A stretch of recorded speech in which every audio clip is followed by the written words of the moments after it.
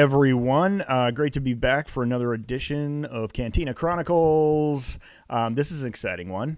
We've all been waiting for this bad boy for a minute. We are going to review the first 2 episodes of the new live-action Ahsoka series. And review, I mean talk about. This will be our main heuristic for our conversation today. We're in daytime here under the bright twin suns of this biome. Pretty excited to talk about Ahsoka. How you guys? A lot of sunscreen. You need a lot of sunscreen, it turns out. Yeah. 2 suns. 2 suns, yeah. Double it up. SPF 70. Let's go. But we should really preface with sort of the approach that we know that the show is somewhat inside baseball. It's like got a lot of lore in it. It's just packed with lore, and it's kind of unforgiving with how it's doled out. And it's kind of leaves people behind who aren't super connected with Star Wars. So we'll come at it like in a way that I haven't seen Rebels in a while. I'm going to be an outsider. You guys are inside. You guys just did a rewatch, and we'll move forward with that. But what do you think, Adam? What are your thoughts? I might actually push back on that a little bit. We're already starting, and I'm already disagreeing with what's happening. There we go. Full Metal Adam. And here's why: is because we have what we call a natural experiment going on with my wife, who has seen 0 minutes of Rebels. I've had the same experience. And 0 minutes of Clone Wars, and she was just like, I got it. Like Ezra's the MacGuffin. Like she knows general like stuff. So she's like Ezra, and she would stop and ask questions occasionally. I was watching that first episode. I'm like, half of me was watching my wife watching the thing. Yeah. Right? Because I'm like, does this mean anything to you? Like how like checked in or checked out? And it's weird. We got done with the 2 episodes, and her overview is like, I think it's good. I like it. I like it a lot. And I'm like, I don't know how I feel. I very much feel like I walked out of episode 8 again, with that feeling of like, I don't know. I need time to process. That's mostly because of my emotional state right now. Yeah. But my point is that like she asked questions because she was interested, not because she felt lost in it. Right. Like she knew there was more, but she felt like I think it did a good job of kind of what Marvel sometimes does, which is like holds hands enough, but also rewards deep viewers with stuff. Yeah, that's interesting. I think we'll get to that point where we can argue that I think Filoni did thread the needle in terms of making this feel like an organic continuation of Rebels as an homage to what the story so far, as well as onboarding new people. Like I really do feel like he intros everything very clearly, and it's like super fundamental with each character. It's like this person's missing, you know, they were greatly impactful during the war, you know, like they liberated Lothal, 7 years of liberation. That was basically the seasons of Rebels we watched, you know, it's like, it's so cool to see that connective tissue. But at the same time, I think he does onboard people. It's weird to hear my wife say the phrase Lothcat. Yeah. Because it's in the closed captioning, and she's like, because they're on Lothal. My wife and my son both got disinterested with it just because so much lore dumps were happening. It was basically just nonstop right off the bat. Mm-hmm. It was like boom, boom, boom, boom, boom. This name, this person, you know, they did this, and it was just a lot. And I feel like if you've watched Rebels, it feels like, you know, season 5. You're just like, let's go. Yes. Yeah. You're like, yeah. I mean, it's a rare superpower. For me, I was all in, but I do want to. I haven't watched it recently, so I'd love to be on the outside while we talk about this, being like, okay, like, do we think that enough people picked up on that, you know? So we'll go from there in terms of I haven't seen the series in a minute. So yeah. I mean, honestly, I did, but it didn't really. I mean, I have an emotional connection to to the Rebels characters.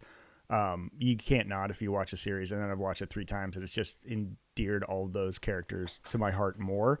But I mean, he really did a masterful job of like Thrawn's a bad guy. I really think part of that is just the name. Thrawn is like when you just say Thrawn and you give it like a dramatic pause, you're like, oh, that's exactly. Whoa, okay. Say it enough, you give it a sting, people know. Which works, man. And when Ahsoka comes up to Hera and she's like, this map is the key to finding the last great grand admiral of the Empire. Like it was perfect setup for audiences to know that this is a grand admiral we're searching for in the unknown regions. And then Hera. You know, the sort of obvious next step is, could that mean Ezra's out there? You know, and I was like, boom, we're in. Like, let's go. We're going to find these 2 people. Let's go. You know, story just kicks off.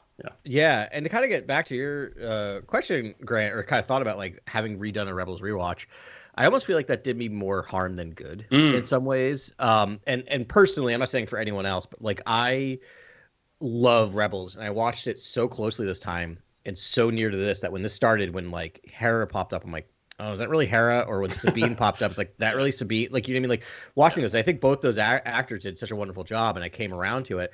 And then again, and I'm sorry, I'm going to keep using Carly, and we'll bring her on, I think, at some point, maybe after the season's over, to get her thoughts on it.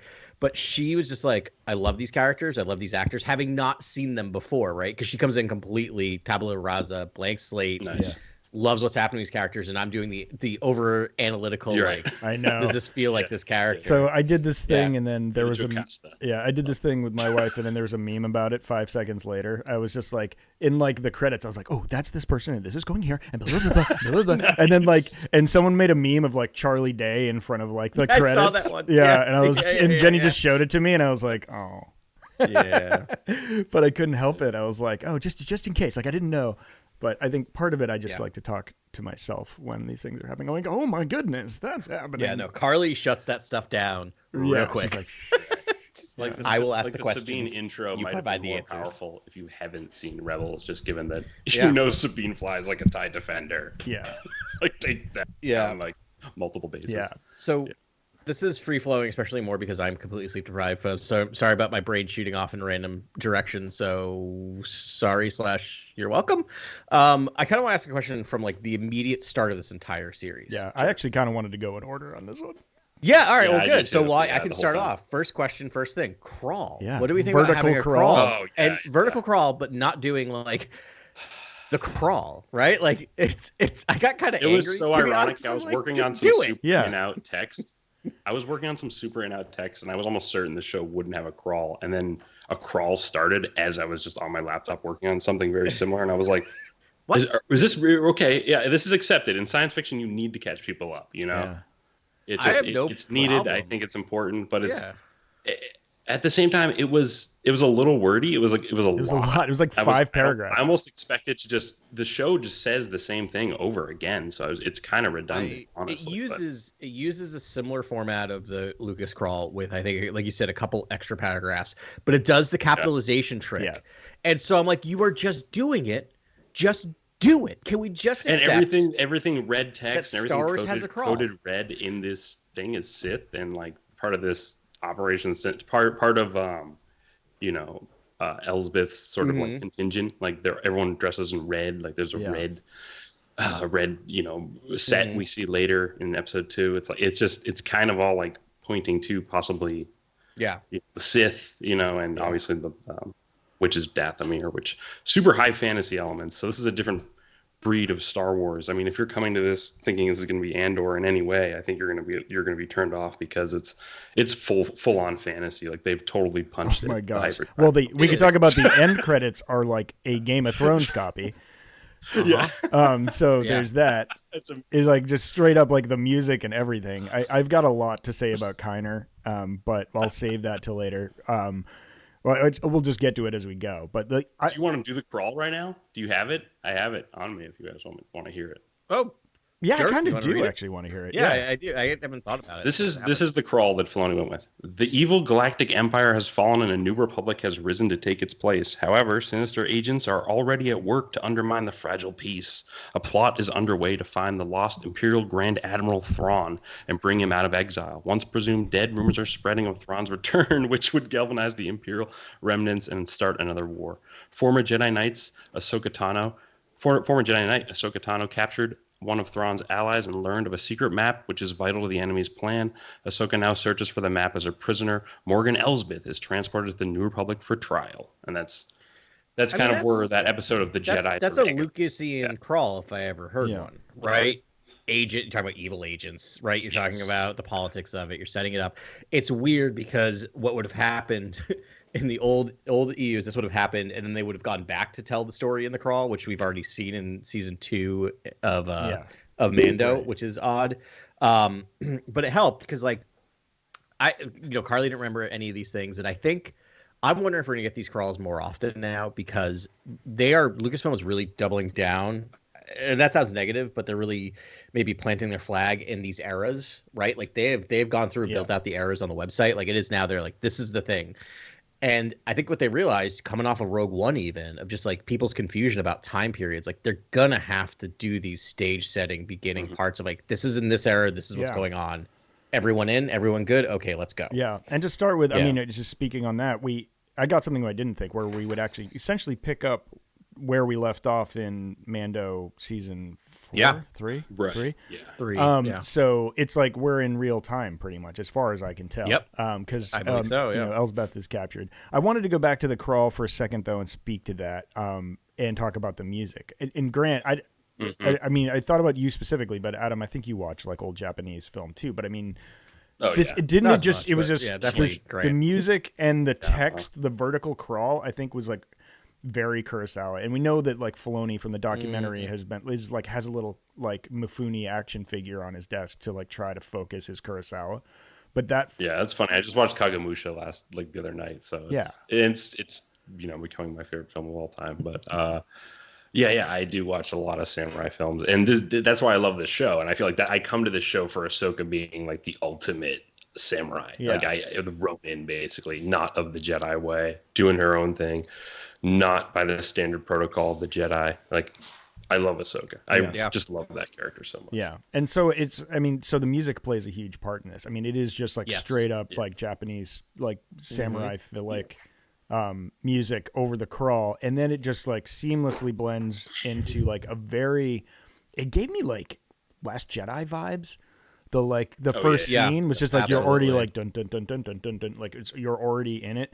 And it like really modernized Star Wars to like the most modern feel you could get. And they really just like, I really felt it's almost like Patrick. I'm waiting for like the actual vibe to set in. I loved how it started, and it was like very like lore. This is going to be spooky, dark side driven. There was like the war horns on Arcana. I was like, that music was awesome. I was like, let's do more of this. This is the Sith Empire I want to see. War horns and Sith riding to battle against the Jedi. Like, if we can key into that stuff that Kiner's doing in this, I think that'd be cool. Like, I think that's what they're doing with the past too. They're kind of setting up the past as sort of eerie and mysterious and spooky. This is sort of the tone that I thought could hang over the sequels.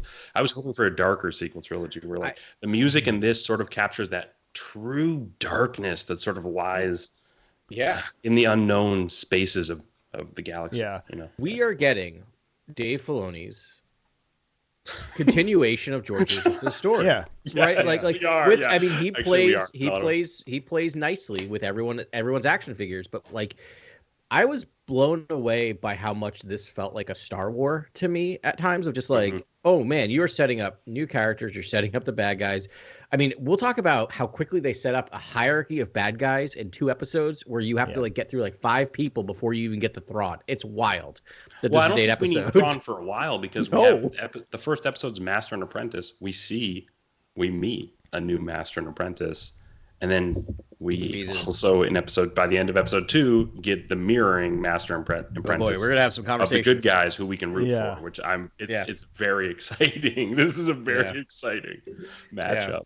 It was pretty cool to see Baylan Skoll's character. He got his own hallway scene, which is great, and then Shin Hati.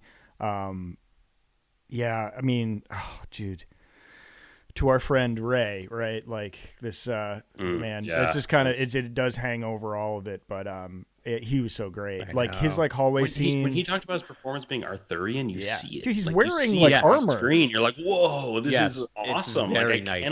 I love this whole style of Jedi. This is I've never seen anything like this. I know, but like he's King Arthur, dude. Like it's I don't know. He is no Jedi, he says, but he's not evil. I mean, he's more like Uther, like Arthur's dad, or whatever, the guy who's kind of evil. Yeah, just I mean, doesn't he very much feel like the ideal of the First Order, right? Yeah. He wants order, right? And he's gonna get it through this unknown power. I can't remember what I just wanted to say unlimited power, but of course he didn't. At the end of episode 2, right? Yeah. But he doesn't seem to have like desires to rule the world, or rule the galaxy. He just seems to have desires for peace in quotation marks and order, right? He wants like the Jedi wants. It's again very samurai film. He respects like the samurai way, and he sort of is just a Ronin of his own, with his own Padawan and sort of doing his own thing. And it's to me that's super cool. I'm like, this is awesome. I can't wait. But it's also flavored medieval with Rey, which is like kind of cool. Where you're like, oh, this is a total kind of new thing I've never seen before. And I don't know. And again, I just I don't want to skip past Ahsoka's just whole Indiana Jonesing on Arcana either. Like I don't want to jump right to Baylan Skull and Shin Hati. They're so cool and they're so neat, and I love those characters. But like Ahsoka is like mesmerizing. Like I think Rosario Dawson's really brought this character like a new level in terms of like just like how she solves puzzles. It seems like everything for her is pretty simplistic, and that she trusts the Force and gets through puzzles and whatever she has to deal with pretty quickly. And like I don't know, and like fluidly, especially like how she fights the droids and how she just takes on other adversaries throughout the first 2 episodes. It's like Ahsoka's unstoppable. Like Well, I'm excited to see the match with Baylan Skull if that indeed happens. Yeah, you can tell they're already slow playing it, right? Like they're just like, you got to wait for that one. We have apprentices fighting. We're fighting HK assassin droids, which is super fun, right? An Inquisitor, because why not? I talk guess about that for an hour. Yeah. So like, I know. And watching this, I got done with the episode 1. I'm like, oh yeah, this is a multiple season arc. Yeah. Right? Like you can watch, like they just set up so much that you're like, you just can't. Did you guys like that temple puzzle and like the rotating of the discs? It's awfully familiar.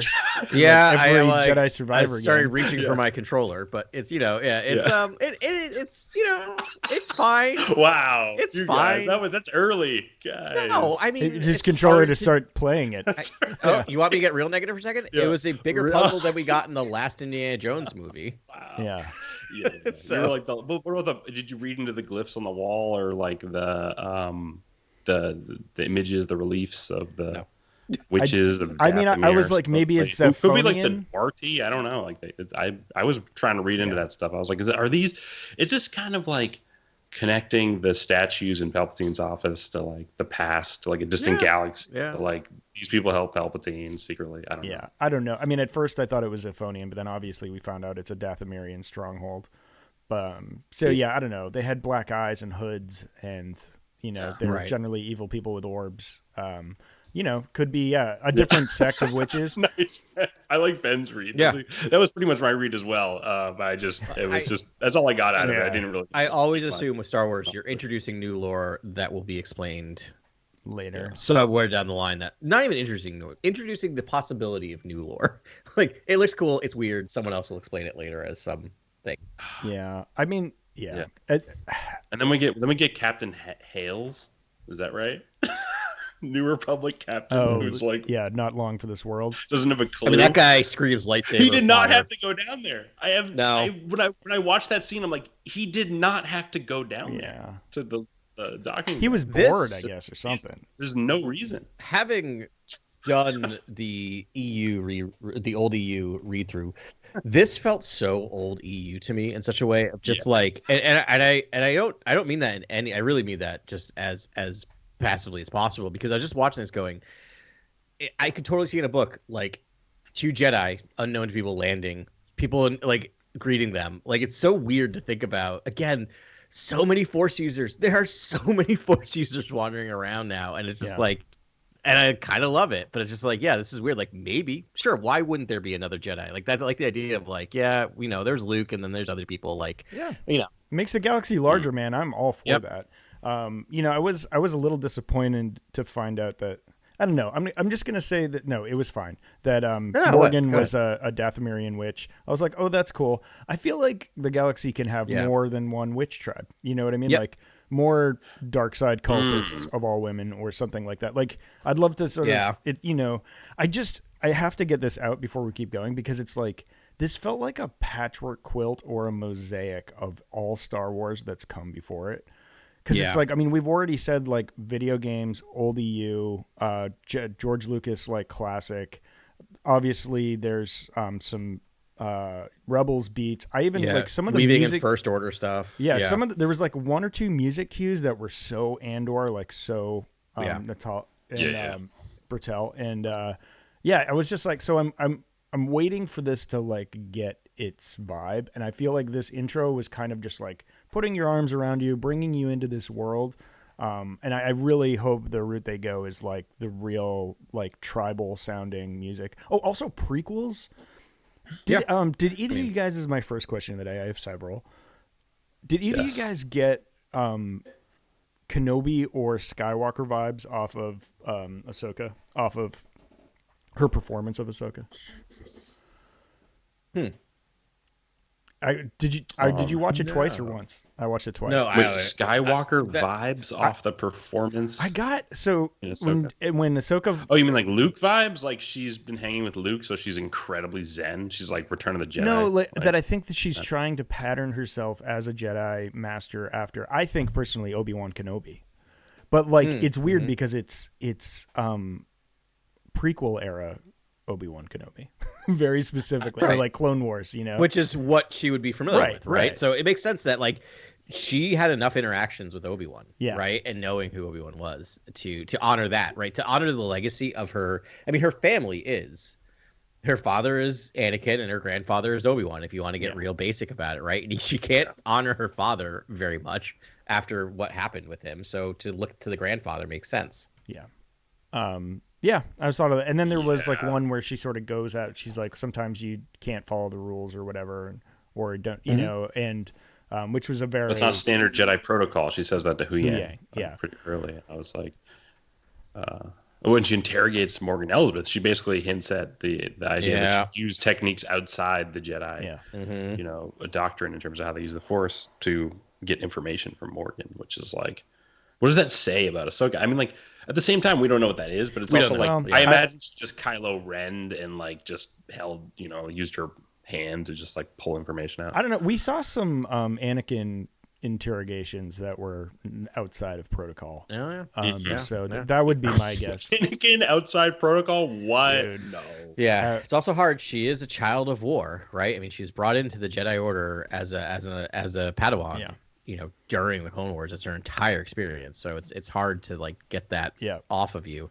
But yeah, I mean, I was just thinking, I thought you were gonna ask like Monty, which is just like, oh, they just reshot the scene with Darth Maul, like from episode 1. Yeah, when it's like a shot for shot. I'm like, all right, that's cool. That's so cool. She's actually my like standout character for these 2 episodes. Like, I think that character is so cool. Like the coolest character. Yeah.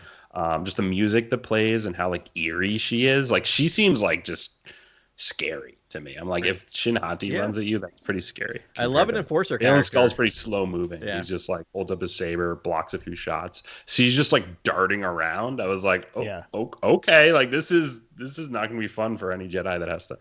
And obviously we'll see. I know we're going through it chronologically, but I just love the lightsaber fight with Sabine, because I love how many lightsaber fights I've watched. Because the second she went, I'm like, don't, there you go. Like, that's how you get impaled. Yeah. Like the second you can see it a mile away watching enough lightsabers. Like, oh no. I know. I felt like her skills have diminished. She looked stronger even like the first time. And also she used to fight in her Mandalorian armor with a lightsaber, which I think is like, if you're not Force sensitive, you got to take every advantage you can get. Yeah. I wanted to talk about Hu Yang for a second because this is like one of the most exciting characters. So we found out from the Timelines book that this droid Hu Yang 25,000 years old. At least 20,000 years old. Yeah. Oh, okay. 20. Okay. I think it was like 25 is like the beginning of the Force, and then like the first time the Order was like 5 years after the start of the Order. He was like in the mix, and I was like, "What?" Yes, but I don't know if like the Force occurred 25,000. Anyways, let's say 25,000 years. Yeah, it is. So, the date created is exactly 25,000. 25,020. Okay. 25,020 BBY. You're off by 20 years. 20 years.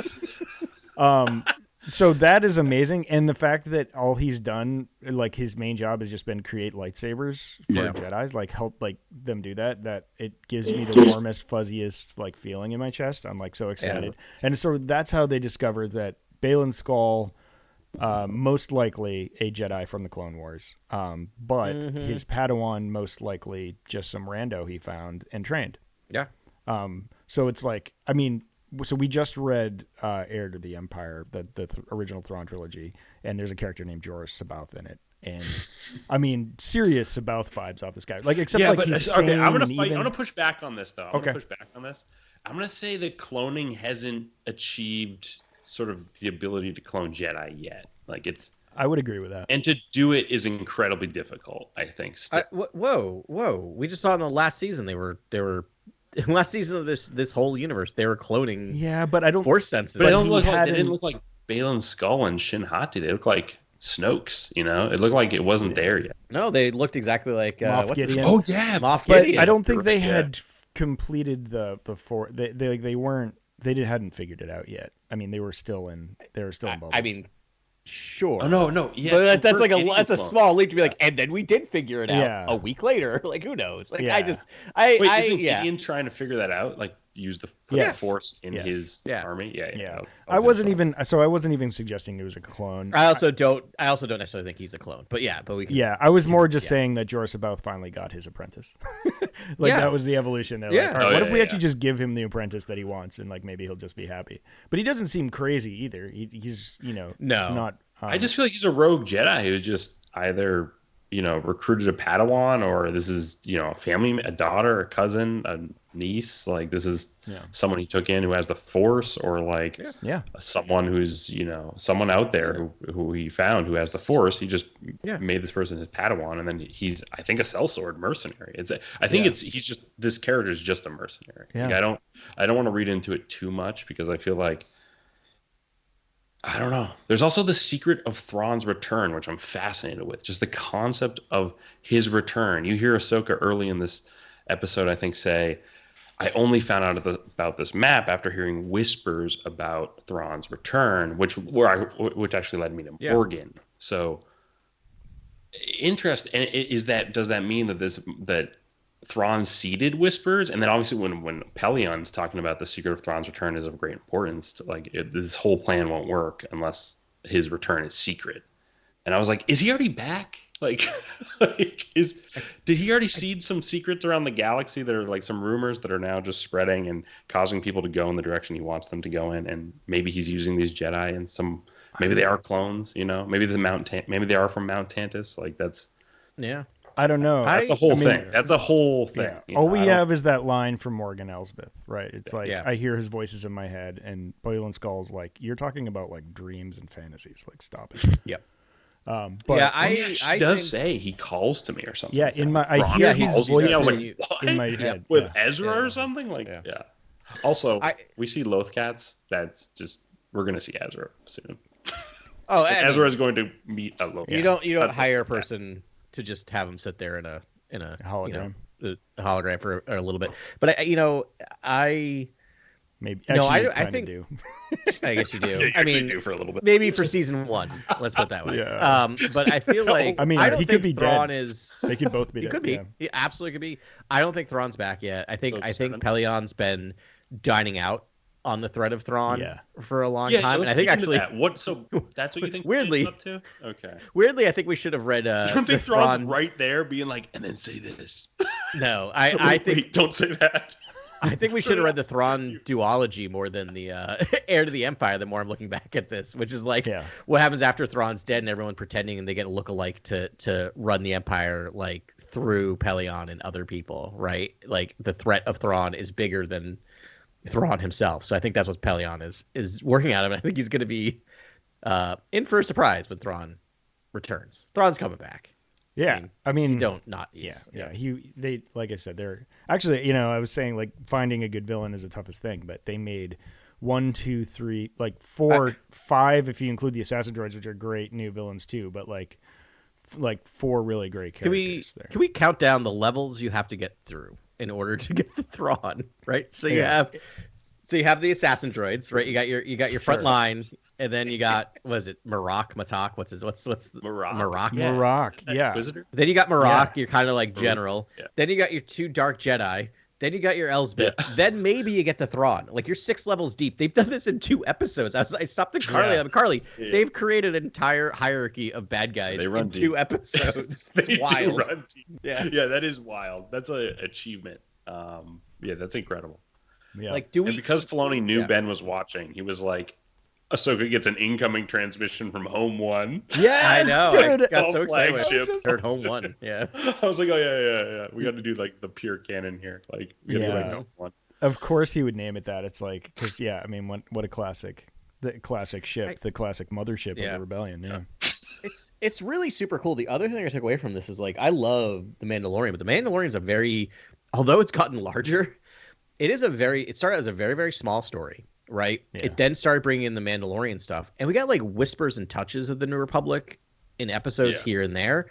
Like we are fully in. Like it's weird. We're in the realm of Luke, Leia, and Han.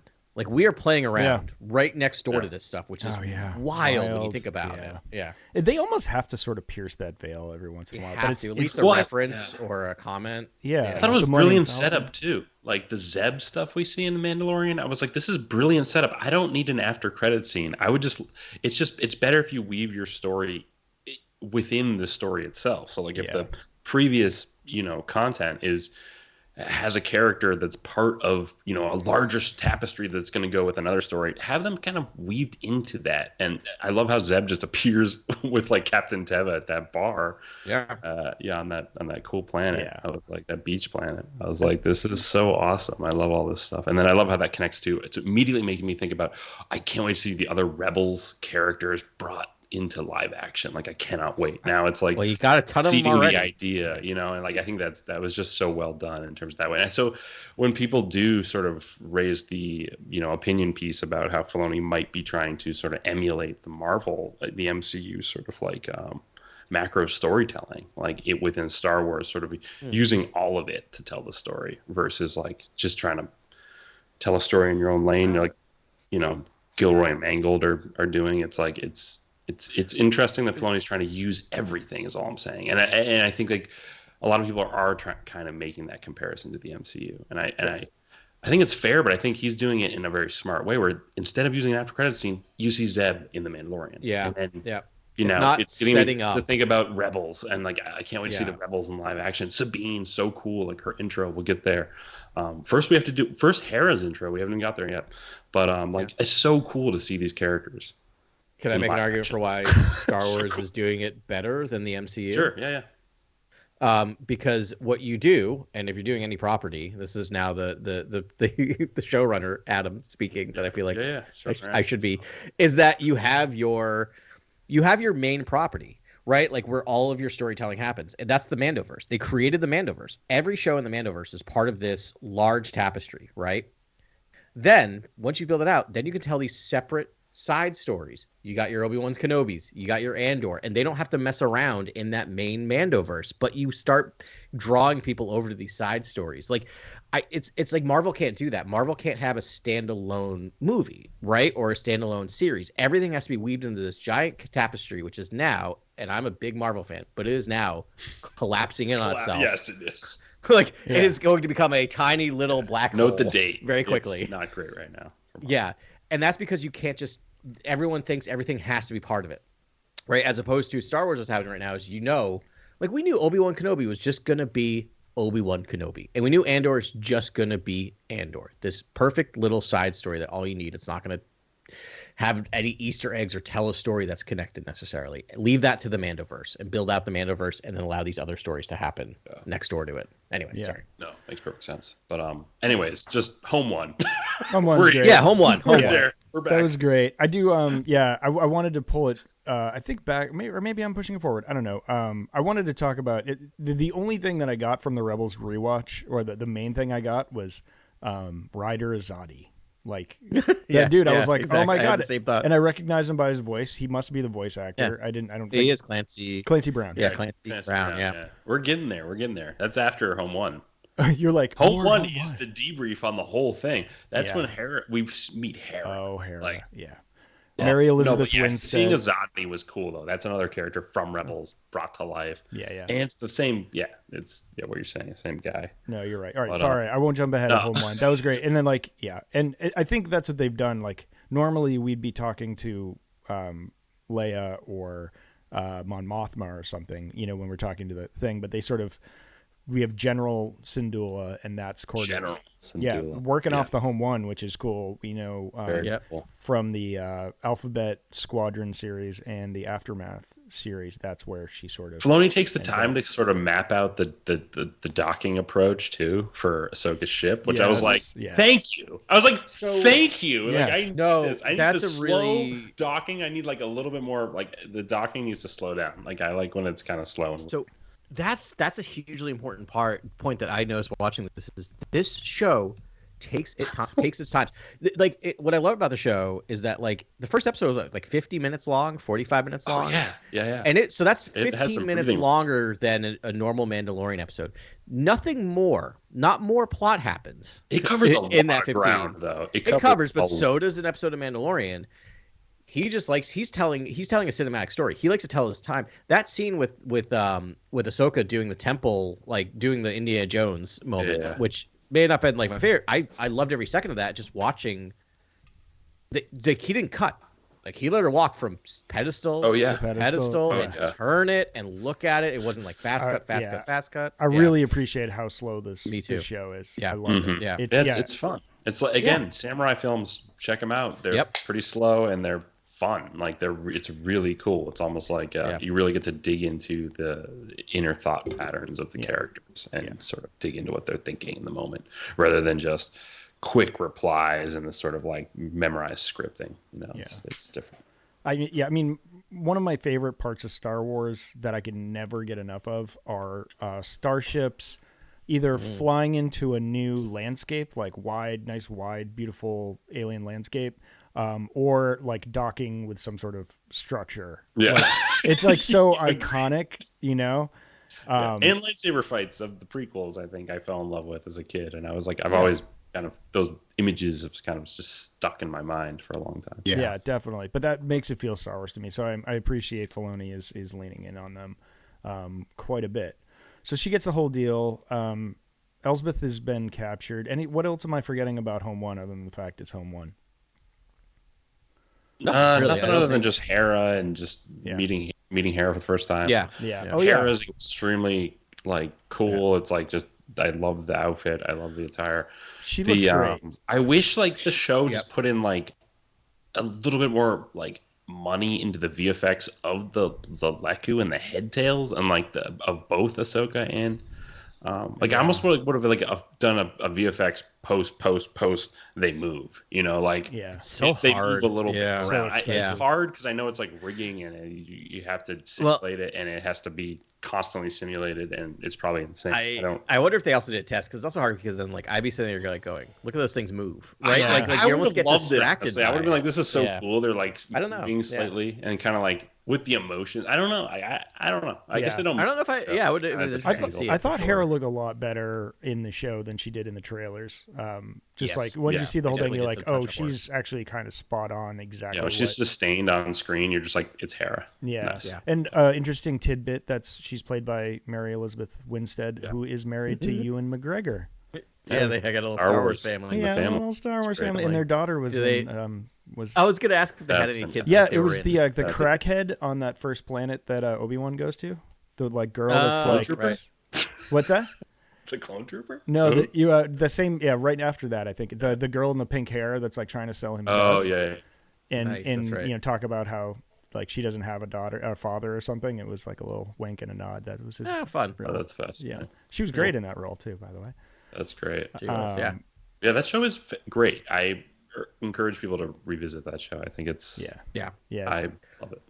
And I really liked her performance. And Hera is like always like one of my go-to favorite like stealth characters in Star Wars. I think hasn't gotten enough focus because not a scoundrel, not a force user, but is like really the heart and the bone, the structure, the skeleton of Rebels. I feel like holds everything together, and I think you get that. In this, they take that role of her just trying to get Sabine and Ahsoka back together. And then the other thing I was really appreciative, and it skips a little bit ahead to the next episode, which we'll talk more in depth about, is that I thought we'd only get Hera as like your mission brief, right? Like kind of comes in, has a mission brief, but she actually goes on a mission, which I was so excited about. Oh, yeah. I'm sort of wondering if like I said before, this is like we're getting a lot of Rebels now, and then it'll be focused around Sabine and the titular character, off on their missions and all the, and Ezra and all that. But I thought she was a great character, and that's just such a cool scene when they're doing the briefing scene, and then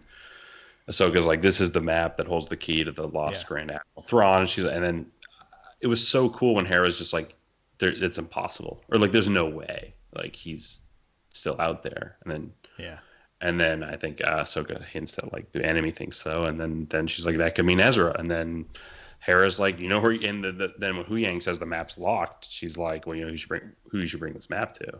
Yeah, Sabine. Sabine. And it's like, and that's the Sabine intro. Right. Now we're at Zadi, and all that. And I don't know who the senator is. Is he that's Senator Kai? No, Jai Kell is his name. Yeah, he was in Rebels. Who's from Rebels? Yeah. I didn't get a chance to look him up because I was like, oh yeah, he's there because he's super young. He rolls on that speeder with Ezra at one point or something. Oh, yeah. Okay. Yeah. Oh yeah, he was actually a great character. I think. Did he get pulled out of the he was one of the of the academy, the Imperial Academy. Yeah. That makes sense. Pretty fun. It's great to see Lothal flourishing. We get very Ralph McQuarrie vibes off that place. Yep. So cool. And of course we get punk rock, that's spelled RAWK Ren, on a speeder bike, like spray painted. Let's go. And we get I love this. and like I love this. I was so game. I know, and one of my favorite roads in Star Wars. And it's like if you watch Rebels, you're giddy because you've seen them travel on this road to the space port, a million times. And iconic scene. Music is perfect. It is great. Yeah. It's so odd. It literally sounds like something I would have on my shuffle anyway, knowing my musical tastes. So it's really weird going, wait, what's happening now? And I'm like, I love the fact that what language is it? Is it Huttese or is it something else? It sounded like Japanese to me, but yeah, but it's like some made up Star Wars language. So I'm like, well, that adds points right there. That makes it Star Warsy. Just sing it in another language, in a Star Wars language. So I appreciate it. It took me a second, right? But like, boy, do they love the Rebels thing that always drives me nuts is whenever they be listening to a music, like a rock song on the radio. Do you remember those scenes? And it'd be like, yeah. But this sounds better. This definitely sounds better. Yeah. They can definitely get away with that. I love set music. I thought it was incredible. I thought it was like one of the best character intros I've seen in Star Wars, and I wish more Star Wars stories just had the sort of gall to push it, And I was like, I love that this character is just, I don't know, incredibly. It felt like an Ouroboros to me. Yeah. It felt like the tale of J.J. Abrams eating the tail of Dave Filoni. Because boy, did that feel like Captain Kirk's introduction. Oh, yeah.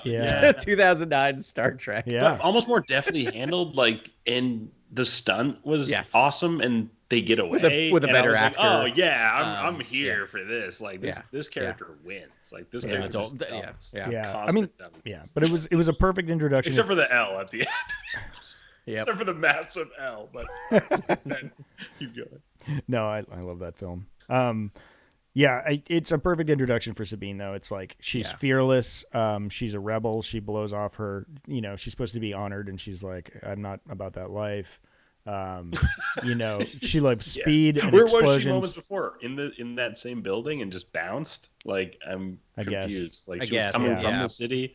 I was very confused. Decided to leave. I think she was trying. Knowing her, she was probably like, "I should do this. I should do this. I should do this. I'm here. Nope, I'm out. I don't want to do this. I'm leaving." She's like, "I forgot to feed my Lothcat. I'd rather feed my Lothcat than be here."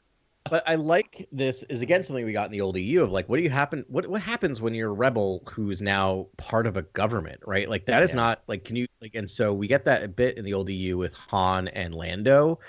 And so we're getting a bit with Sabine of just someone who's like, I'm not meant to be part of a system, right? Like I'm meant to take part in a system. Yeah, exactly. And I think that's really interesting storytelling. Yeah. Yeah, really good, man. They do that. We get the, she's reunited with Ahsoka. And it's and you get, so this is the other line that no one knows about, right? Apparently there was a training situation between where Ahsoka took Sabine on as a Jedi Padawan. Which is confirmed in the next episode that she does not have any force powers. Or so light as to be like doesn't even it's not even was so excited. scale. It's rough. prediction from last week came true. Yes. That Ahsoka's theory of Jedi is you do not need the Force to be a Jedi. Wow. That's added, but it's a very it's a Adam theory, and kudos, man. Wait, is it? Because I feel like it's just a continuation of the democratization of the Force theme, and I think by the end of this series, you're going to see Sabine best Shin Hati by using the Force and showing that anyone can use the Force. And I mean that's another. I would love that too. That anyone can unlock the Force. Wow. Right? That'd be really interesting. That'd be wild. Yeah. A memory core, unlock the Force. Yeah, I feel it. Like I feel it's coming. I don't know. Okay. I feel like I'm voting against that, not because it's not a great idea. But it's also the thing that we would thought break with so Omega much. for the longest time. We thought Omega was going to use the Force at some point, and we're like, wow, we were. Yes, she will. Don't worry about it. It's still gonna happen. She's still young. We got season 3. Don't worry. Okay. All right. Yeah. Well, at the same time, I mean, like, I don't want to. I don't know, and I don't know if the Force. I think Elsbeth also kind of is alluding to another theme that's super interesting. I think Filoni's keyed in on, which is in a lot of fantasy stories. Fate is like is a sort of major quality to what happens in the story, in terms of like it's not always like person wields the Force in a moment. It's the Force just helps the person working through surmount the moment, basically. That's so interesting. It's more of like the Force itself might help Sabine in a lot of ways. You know what I mean? Like like Han, like thread the needle. Like that's what she does with the speeder early in this episode too, where she just slides under that starfighter, and I'm like, okay, like this is at some point there's going to be that like you have one moment to solve this or defeat this person or something. But I like this idea as a devout agnostic, which is an oxymoron. But I like this idea of just like so it kind of goes against my feelings personally, but I like this idea from a storytelling standpoint of just like the only reason Han Solo is so lucky is because of where he's placed himself in the universe, and the Force knows that he needs to. So like he keeps getting these random victories because the Force is like, oh man, you're such an idiot. I gotta help you out because the Force needs it. Like this idea, just like some people are luckier than others because of the Force. That's I mean that's my headcanon too. It's like the Force works in mysterious ways, and maybe it's propping up Sabine, to do all this stuff. However, Sabine kind of sucks. I'm just gonna go and say it. The character. Ooh, all right. I mean, come on. She was selfish. She was impulsive. She and we'll set up the map. Character. She loses the star map is stolen. Yeah. Yes. It's brutal. It's almost like a Star-Lord Endgame situation. It's like or an Infinity War situation. I know, but it's like no. all because she needed like a more vibey workspace. Like, come on, like. Grow up. No, I relate.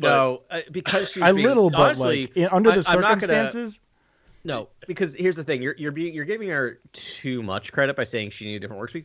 She's being a petulant teenager. I know the actress is older than a teenager, but it is very much like a continuation of that character, who like both her and Ezra were very petulant throughout Rebels, which is part of that, right?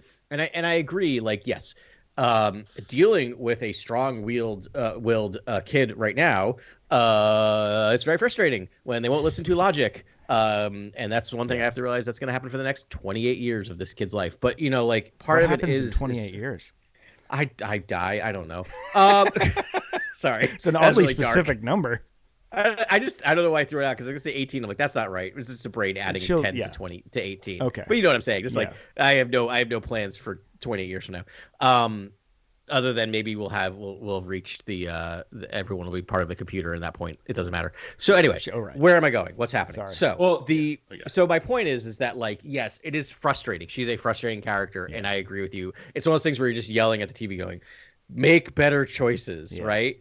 But this would have been a short series if she just figured that out. For me, it's like she's Luke Skywalker with an edge. Like for me, she's the main character. She is I'm excited. She's Anakin. She's everyone else, and now, basically, now you have our title character Ahsoka having to train a very petulant non-Force person who's very similar though to Anakin and Luke in some ways, and so I like that turning on the head of her having to like deal with, basically save Anakin, in a way, or a similar character. That's true, but it's like I feel like if you're Force sensitive, you're attuned to the balance of energy around you, and it makes you a more calm and like stable person. And Sabine doesn't have all that. She just has explosives and loud music, and like that's it. and a lot of blasters. Right. Speaking of completely stable people. Right, Mandalorians. No, more.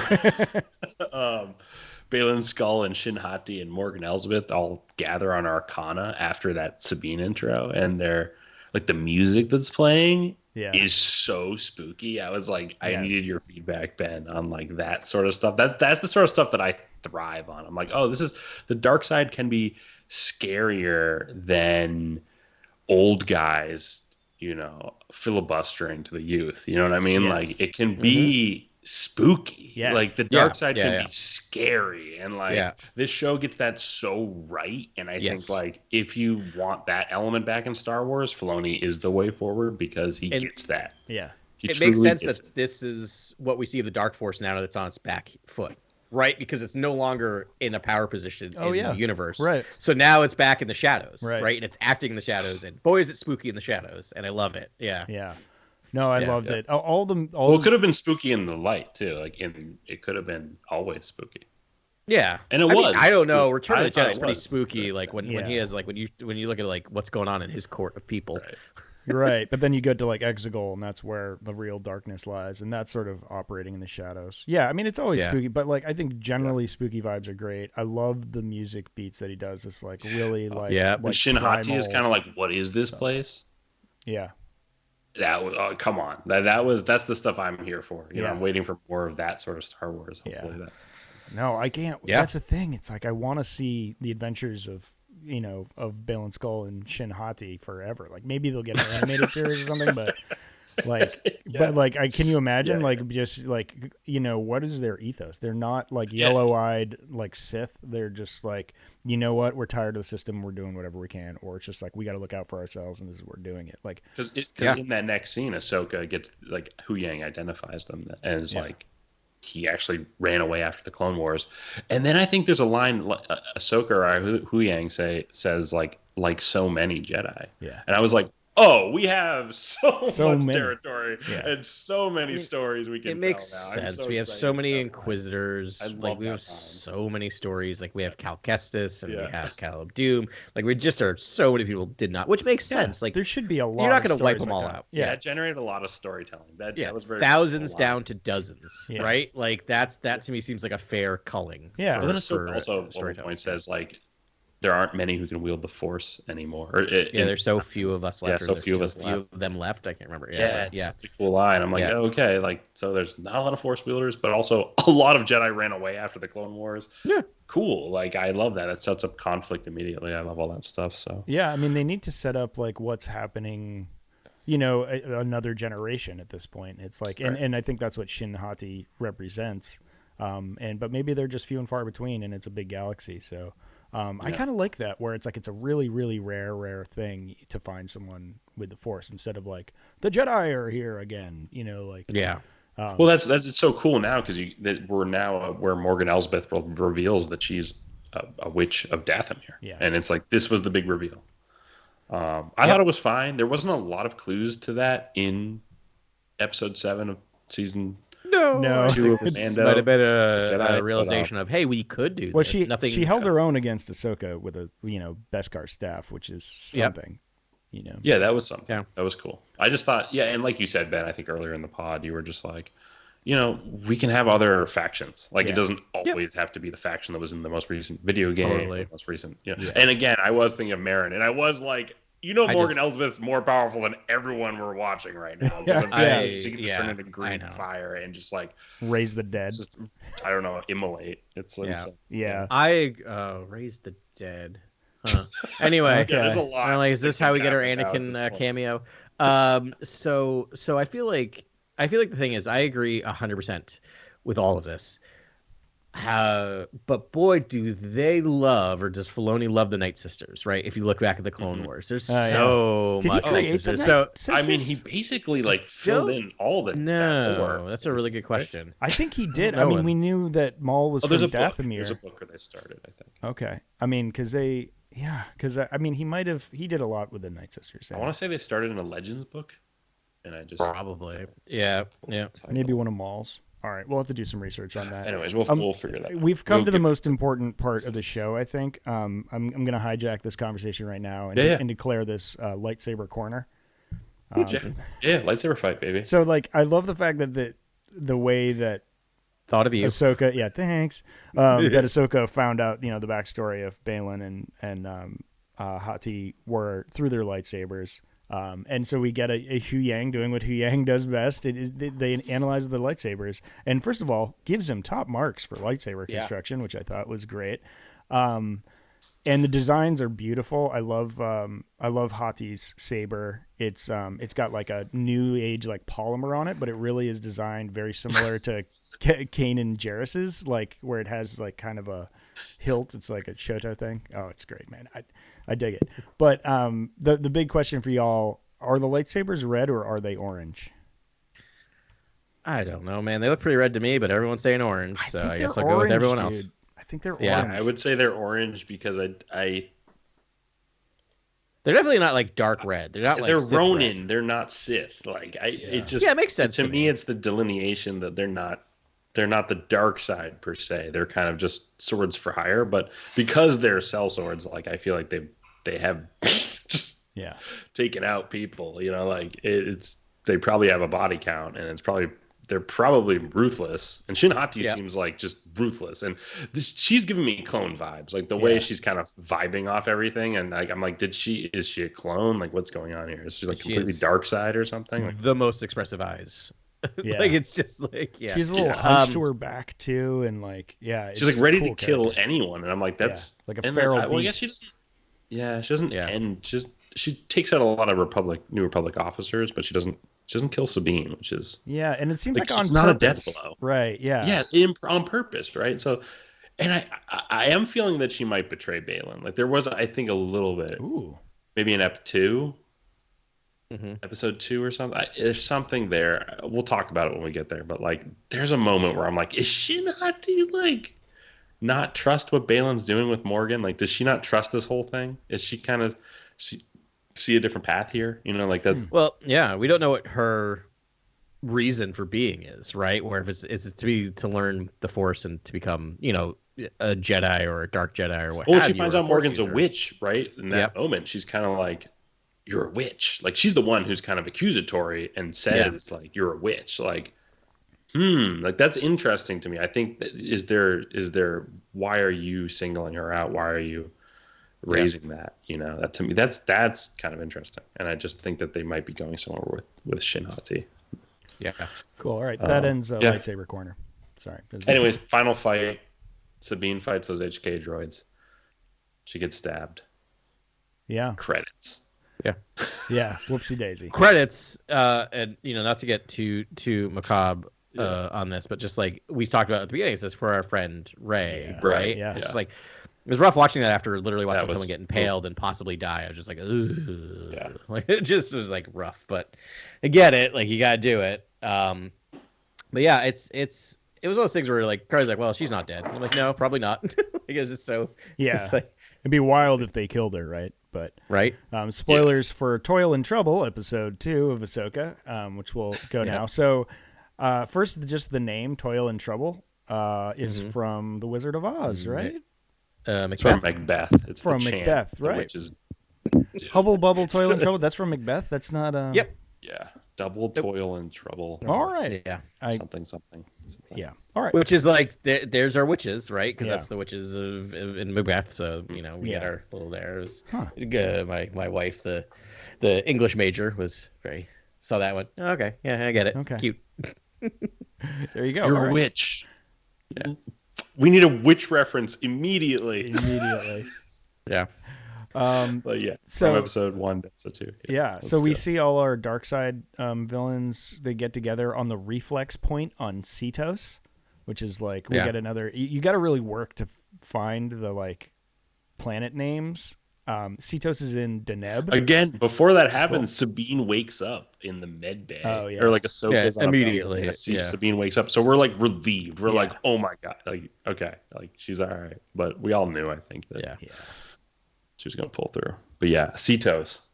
Back to Cetos. Yeah, I don't know. Before we do that, we're gonna keep my new things. We're gonna keep interrupting and not letting Ben talk about Cetos. I got some Night Sister updates for you. Oh, nice. I'm curious. Let's go. First appeared in 1994, The Courtship of Princess Leia, which old EU book. Oh, okay. Which totally makes sense because now it's coming out in the Essential Legends collection here. I think that's coming out next month. So I hate when they release those things. They're always tied into stuff that's going on. I'm like, oh, you're like, I can see what you're doing there. But this is technically not the first on-screen live-action appearance of a Night Sister we have seen in Star Wars.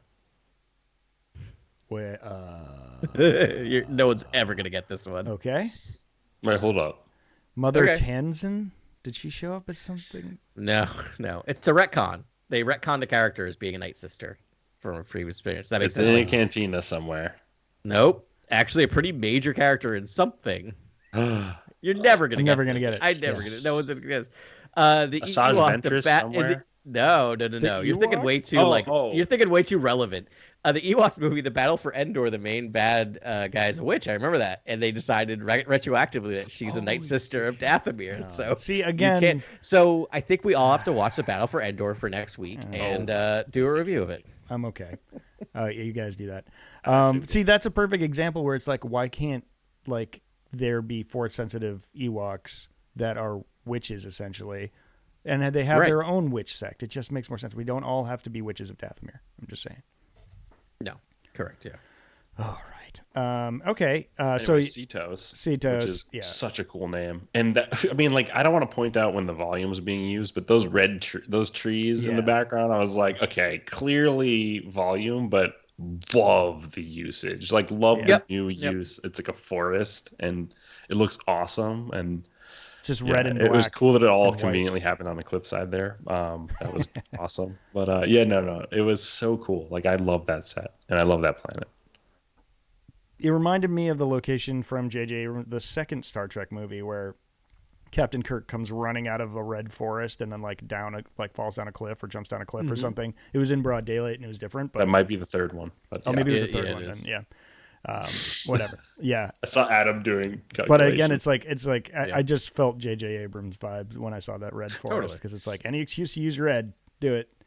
Yep. In a bold way. What do we think about the circular henge of stones and just I love a good henge. Formations and star maps and stuff. We love it. And twice on Sunday, I love a good henge. Yeah, it's dude, all the lore stuff. Love a henge. I love a proper henge. You know, I mean, I know that's what they're going for, but when they show the scale of the galaxies and stuff, it is kind of mind bending and breaking for a moment. Like, so why do I care? Why do I care about these little force users in this one little part of one little galaxy and this giant thing? Which I'm like, I guess I should not think too hard about my life. Yeah, but it's just I was just like, whoa, it is pretty impressive the scale we're dealing with. First time. So it's so cool when she shows them that star map and the galaxies and Balin's like, this reminds me of a folk fairy tale we told each other in the Jedi. The pathway to Peridia. And I was like, have we heard of this before in a Legends novel? Or no, I looked it up. That was the only, that's a first There's mention. nothing. Ben looked it up. There's nothing. Yeah. He says the Jedi remark on this sort of, and then even when Sabine, I think, initially unlocks the map, she says she saw two galaxies and a pathway between them. And Ahsoka's like, where is this? Where did that planet? Where's the reflex point, basically? And it cut to Balin and Shin find it. But that scene where they show the pathway to the other galaxy, I was like, oh, we're in for a ride. This is going to be like Interstellar. We're going on the Eye of Sion, and it's like 8 hyperdrives to another galaxy in this show. Or Purgles. We're like, buckle up. I know. Yeah. Yeah, I mean, so you think it's the Eye of Sion? Did you look it up? Because I thought I heard Eye of Sion, but Eye makes so much more sense. It's Eye, because it looks like an eye. Yeah, I saw it. It's in the. I saw it on the closed captioning. It's cool when they slot the star map. Crumped about Eye of Sion formation. That was So cool. we get the whole thing, and I mean, they don't really say it explicitly, but I assume that this, place at Cetos and that the Dathomirian stronghold for knowledge, like the tool is one that an ancient people used to map the migration paths of Purgles. Like it's not just like this. Okay, let's get into this. You want to get into this now? This might be 30 minutes. Okay.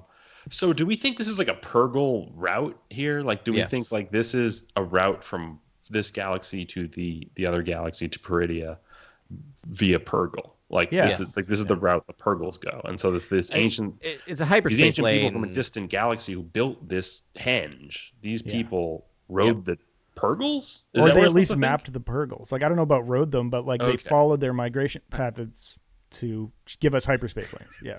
They 100% rode them. Don't forget how much Lucas loves to borrow from Dune, and the one thing we haven't gotten is the riding of sandworms. And so Filoni's like, oh, there's one thing left in Dune that I can take. Hyperspace worms. Yeah. Well, I mean, because so in the end of Rebels, spoiler alert, I guess. Sorry. But I mean, so the way that you need this if you're going to enjoy this show. Yeah. So when what happens there in Atmo, like, Ezra traps Thrawn in this Star Destroyer. And I think it's the whole Star Destroyer, but like all the windows are blown out. Is it the actual? Is it the? Or it might just be the bridge. Might be the bridge. It's a giant big part of it. It's a chunk of it. But like the windows are blown out, and I remember this from the first viewing. I'm like, wouldn't they, like, you can't go into hyperspace with the windows down? I'm pretty sure. Yeah, it's over. I don't know. You know, like, but it's like, so I don't know. Maybe there's some sort of way that Purgles can sustain life or something. Unless the Purgles make a hyperstream where you can kind of not be affected in its wake. Energy that's effervescing around. Yeah, I mean, the problem is we're trying to add physics to hyperspace travel, because like I don't know, there's probably no atmosphere, but there's also probably no pressure inside of, like, because we're in between space literally. So I'm guessing like that's interesting. You probably are fine as long as they land. Now not my brain's now starting to break. That would be the problem, is that they popped out in space, then they're toast, right? But I don't know. Yeah, and I think it was kind of a good tool, because it looks like imminent death. And then, but it's like, well, maybe there's a chance, you know, and they're still floating that there. But yeah, what do you think the new galaxy is? It's just like it's just a galaxy, right? Just some other random It's galaxy. just a galaxy. Yeah, I don't think it's going to be a fancy. I can't imagine. It's weird because there's so much we don't know about the Star Wars galaxy, right? So it's just like, I don't know what they could show me that would be weirder, like amazing, weird, or even right? identifying being too weird to be like, oh, I'm definitely in that galaxy. Yeah, unless of course it's our solar system. So it's really funny because they show you all the other galaxies, and I was like, should I look too hard to see if I can identify the Milky Way? And I'm like, no, I don't want to see it. If it's there, please don't show me that. You know, I don't. Like, I mean, we know it's out there somewhere, but like, I really hope we're not like going to see like Shinhati in Detroit. You know. No, well, it's a long time ago, right? So, Filoni would definitely do that. I mean, you could do a spoiler alert for Battlestar Galactica. You could do Battlestar Galactica rules where we're actually, seated by Star Wars people.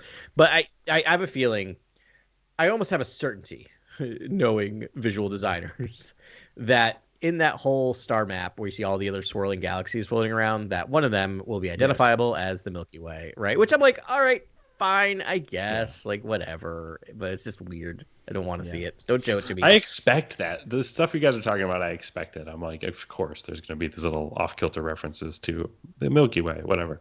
I feel like this galaxy, I mean, like, there's some lore to there. Obviously, the glyphs we see, like the people with the black eyes, like that could be maybe the Zephyr. Go ahead. Be everywhere when we get to this planet, wherever it is. I guess the only thing you could show me that would blow my mind, which is not, this is not a recommendation nor a desire, but the only thing that would go, whoa, is if you show me the Yuzan Vong, right? Because it's the only extra galactic threat we know. Don't do that. Please don't show me that. But that would be the only thing that would actually have a register. Yeah, or the Grisk, right? That's the canon version of the Yuzan Vong, which we haven't seen yet. Kind of, yeah. We've seen them in the Thrawn novels, trilogies. Well, what if you do, like, in Andor, we recently got a lore drop from Luthen Rail where when he gives Andor the Sky Kyber, and he's like, this was Sky Kyber given to us in the time of like the Rakatan invaders. Oh. And like when he said Rakatan invaders to me, I was like, does that mean that they're extragalactic and that they basically invaded the galaxy like after the Republic was established? You know, like the Republic viewed it as you reviewed the Rakatans as invaders. And but again, the glyphs don't point to that though. Like I think Filoni's more forward thinking. I think I think the glyphs are a big key here. I think like wherever we're going, it might be more reflective of what we've seen in the glyphs. I kind of love that you gave me an idea there, Grant, because it's like, what if this galaxy views all of these people, the Eye of Zion, and I assume, whatever Ahsoka and Sabine are following in, if they're not on the Eye themselves, like as invaders themselves, and like get met with like this resistance, and then it could start an intergalactic conflict, or a galactic conflict. I think something like the Yuzongvan could work theoretically, though, even though it's not something I like wish for. It's almost like it would be cool if like both Thrawn and Ezra didn't stand a chance on this planet, and they were immediately like sort of like driven into thraldom and sort of like captured by this like ruthless force, almost like it would be cool because then they both don't have the edge, you know what I mean? Like, because I'm keep thinking of a scenario where I'm like, Thrawn is always going to have the edge on Ezra. I just don't know why, but it just feels like that's just how the story dynamics have worked so far. So it's like, no, you definitely could. We talked about that before. You could have very much an escape from your penal colony, banded together, good guy, bad guy having to work together, which could be interesting, right? You definitely could do that. Which could work. Which, by the way, the one thing that we didn't talk about is like they're not doing the storytelling that we thought or we were told they were going to be doing by probably not a very good source. The time jump. So now we know. Well, we don't know. There could be a flashback episode, but seems to be suggesting that we're going to spend 8 episodes in this timeline, which really opens up the amount of storytelling they could do with this. And you could have it'd be much easier to put a Ezra Thrawn episode in the middle of this somewhere. I would like that. I have a feeling a prison break or something. That'd be cool. I would like that, but I have a feeling we don't know anything about this like conflict between Sabine and Ahsoka, and I have a feeling we're gonna like flash back and sort of see some of that. I think that's a good call. Because I feel like they kind of like done it, played it like we're over. I kind of hope we don't like see we're it. back as Me Padawan too, Master and Apprentice. It was something that crossed my mind. It's gonna be the thing that I hate the most, which is like just have a conversation, like just talk it out. Yeah, the whole thing is communication, right? I think, or like I don't know, like I get they're not super open with each other, and so really bad things happen. Like the map gets stolen, maybe as we progress in the story, we're as the audience, this is actually really great for the story because the audience is like thrilled by like, oh no, something horrible is going to happen because they're not simpatico, like they're not connecting, and you're thinking again to how they have that friction or how that past relationship that's already been established. I don't think we need to flash back to it. It's almost like now I know something bad could happen in the 11th hour or the time of need, and it's like I'm going to be worried as an audience member, and that's stakes, and I think that's wonderful. It's and so stakes that can also resolve because I am so sick of bad master, bad apprentice dynamics. We've gotten it in almost everything. Like, can we get a good master and a good apprentice? And I hope that's what this is leading towards. They're both learning from their mistakes and learning each other, and they're going to end this season being simpatico, right? But that they have to work through this, and there will be an ultimate loss or something. My guess is, I don't know. Can I get a dismemberment from someone, please? Like, not like horrible, but like we haven't. No one's lost an arm in Star Wars in far too long. Let us lose an arm. Baylan Skull or Shin Hati might get that. You might get that order. Like, and again, I'm not like wishing harm on fictional characters. You know what? No, I am wishing harm on a fictional. You are, because it doesn't matter, because it's fictional. But like, I do think Ahsoka, if she cut your arm off, she would like nurse you back to health, though, and like make sure you're okay. I don't know. Like, I don't know. Anakin would just leave. I don't know. I don't know about she's done a lot of damage over the years, but her body count is high, real high. I mean, I guess it's mostly droids, but it's droids.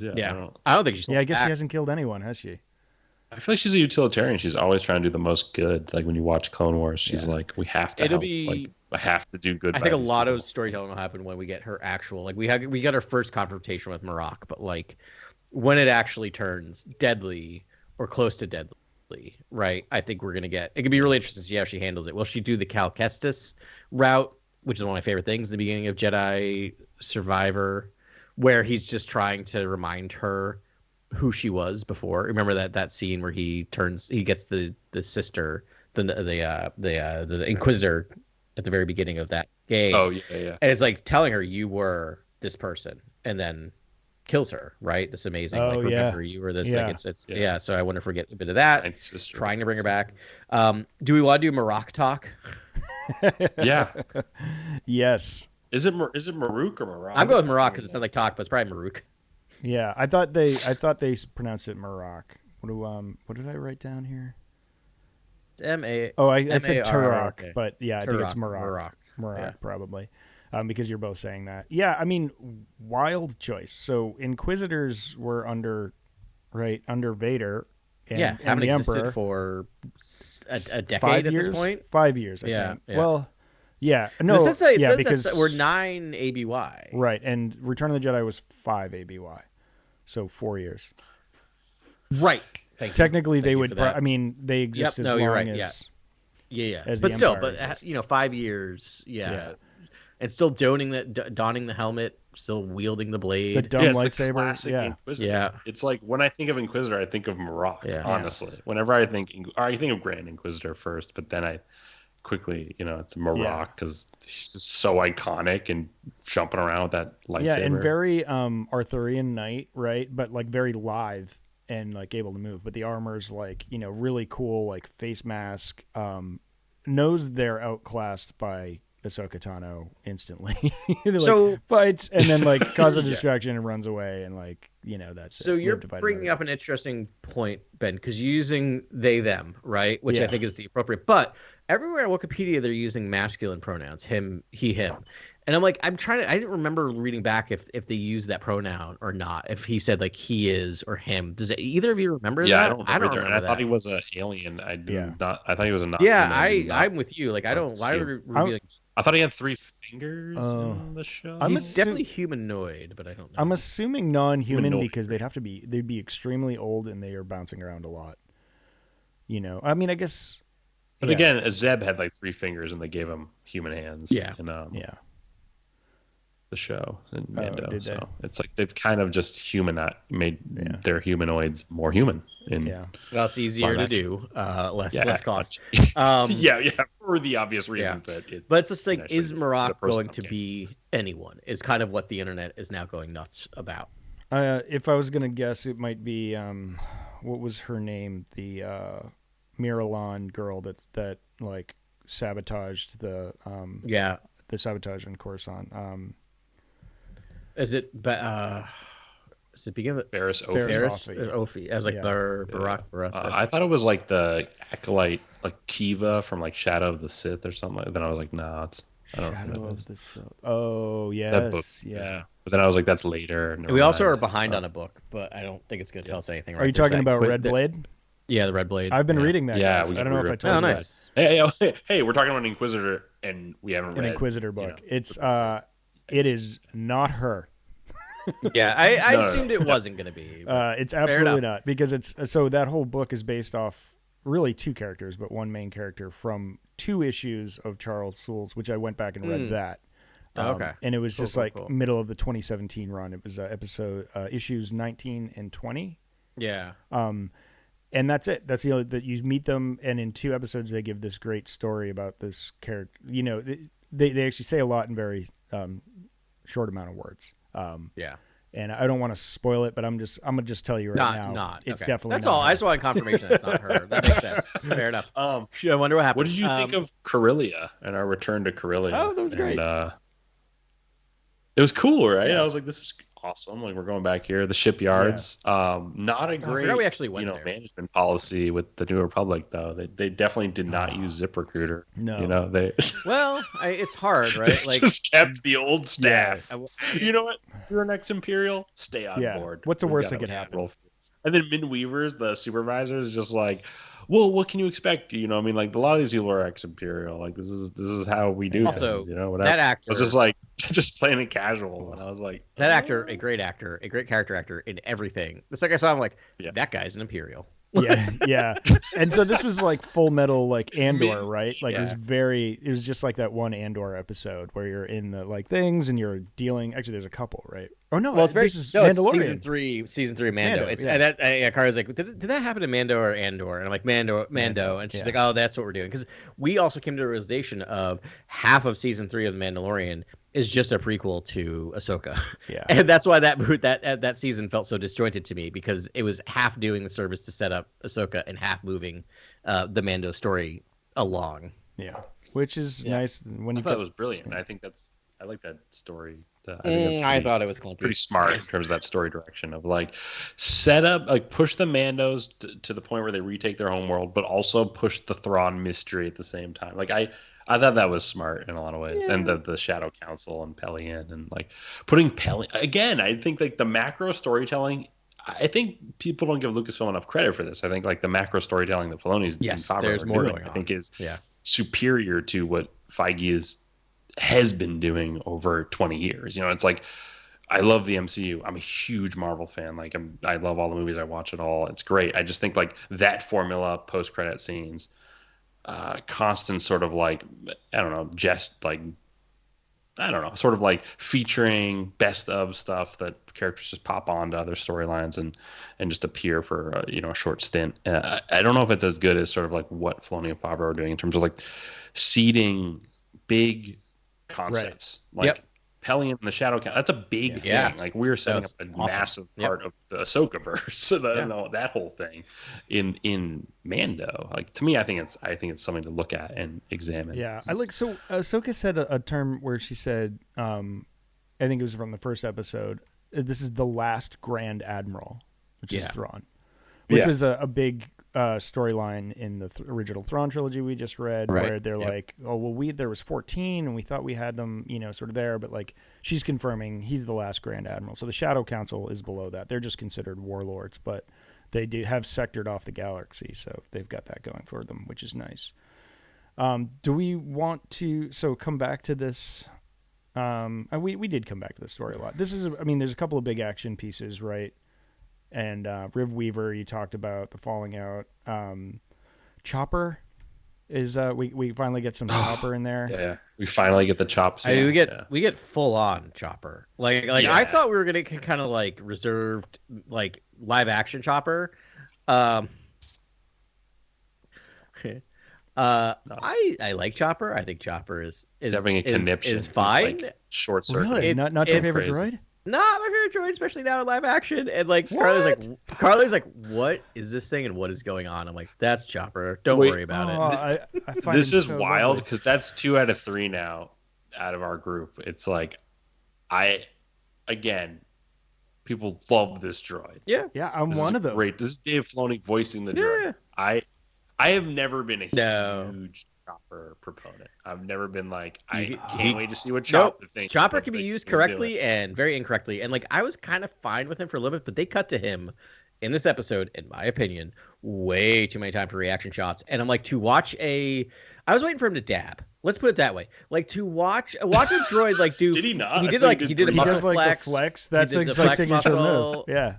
I know. Oh, it's you fine guys. in the cartoon. It's fine in the cartoon. Do not throw that in live action. So the thing with Chopper that's a fun game is that like you can, if you listen really hard, you can understand what he's saying with context.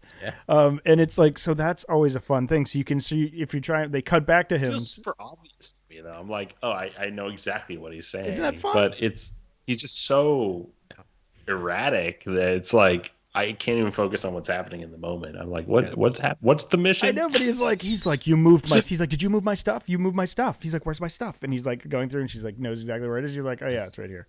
But it was like a great comedy beat with a droid that you can't get a lot of the times in the heat of action, and then the motion where he like winds up and throws it, like that's like very classic. I adored him in the comic. There's one where all he wants is a new leg. And it leads to this very important mission. It's like the droid episode, but it's a very important episode. That is very funny because that's also where you get AP5. What's AP5, which is my favorite droid. Can we get AP5, please, in this series? Yeah, I'm a big B2 emo fan. So B2 emo's ill, man. They're all great. I'm a big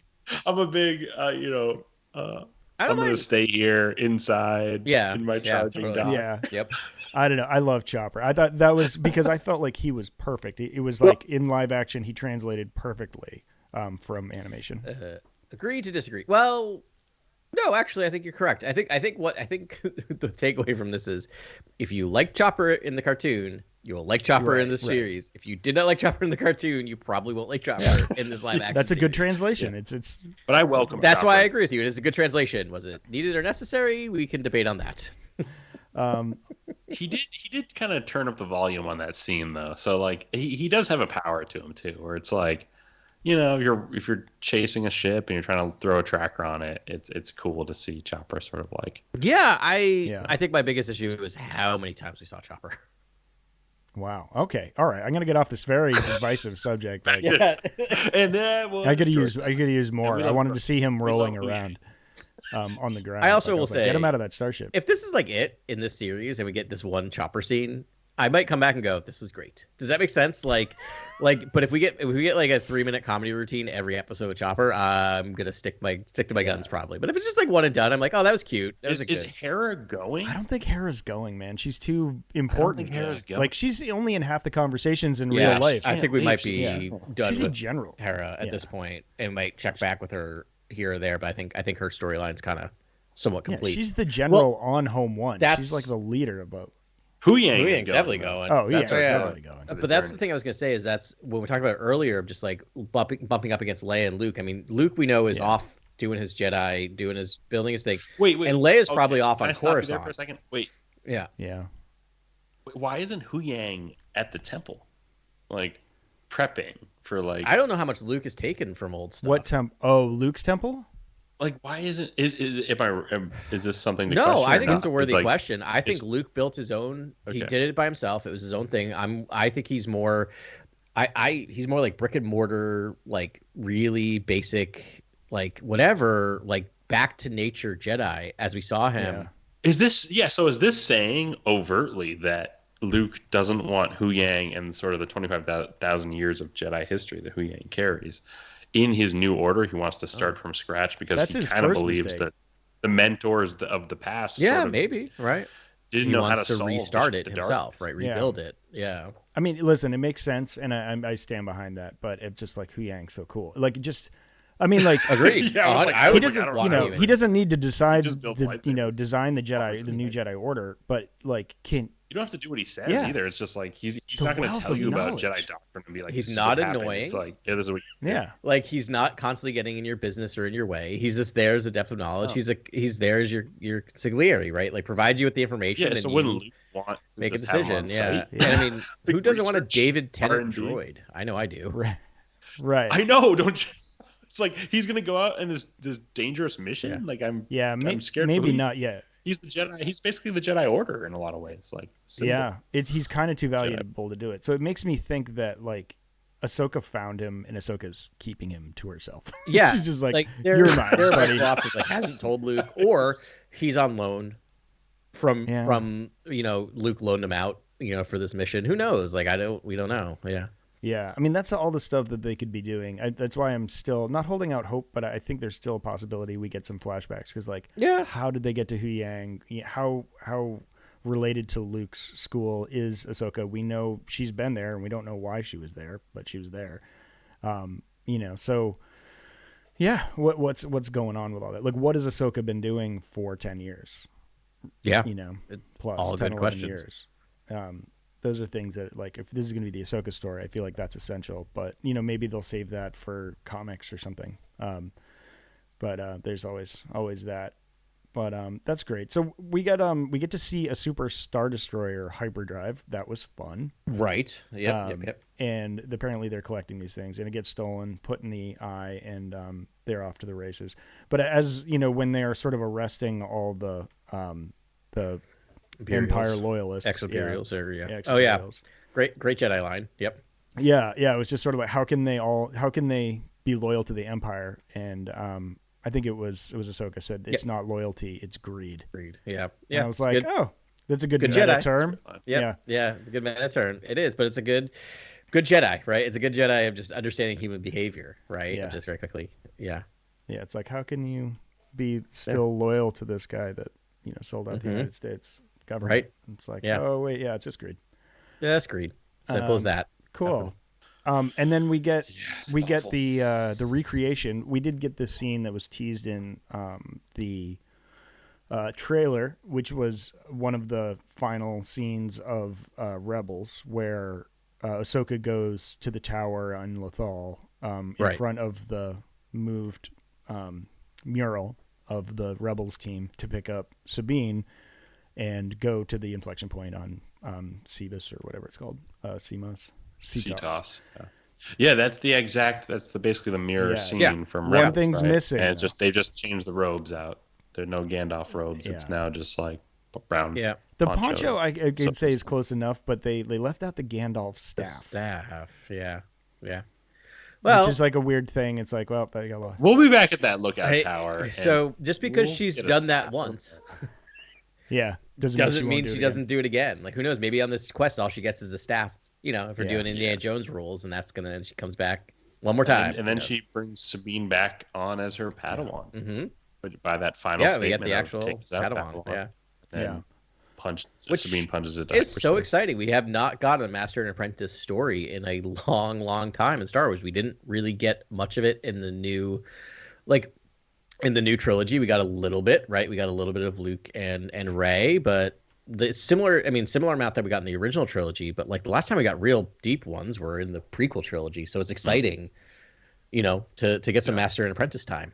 Yeah, I think cool. We talked about that as a pillar back when we were on Core World News. It was Master and Apprentice, and I think that's something that Filoni appreciates. More than anyone, I think Filoni wants to check all those pillars off. He's like, this isn't a Star War until we do these 11 things, and he's doing all of it.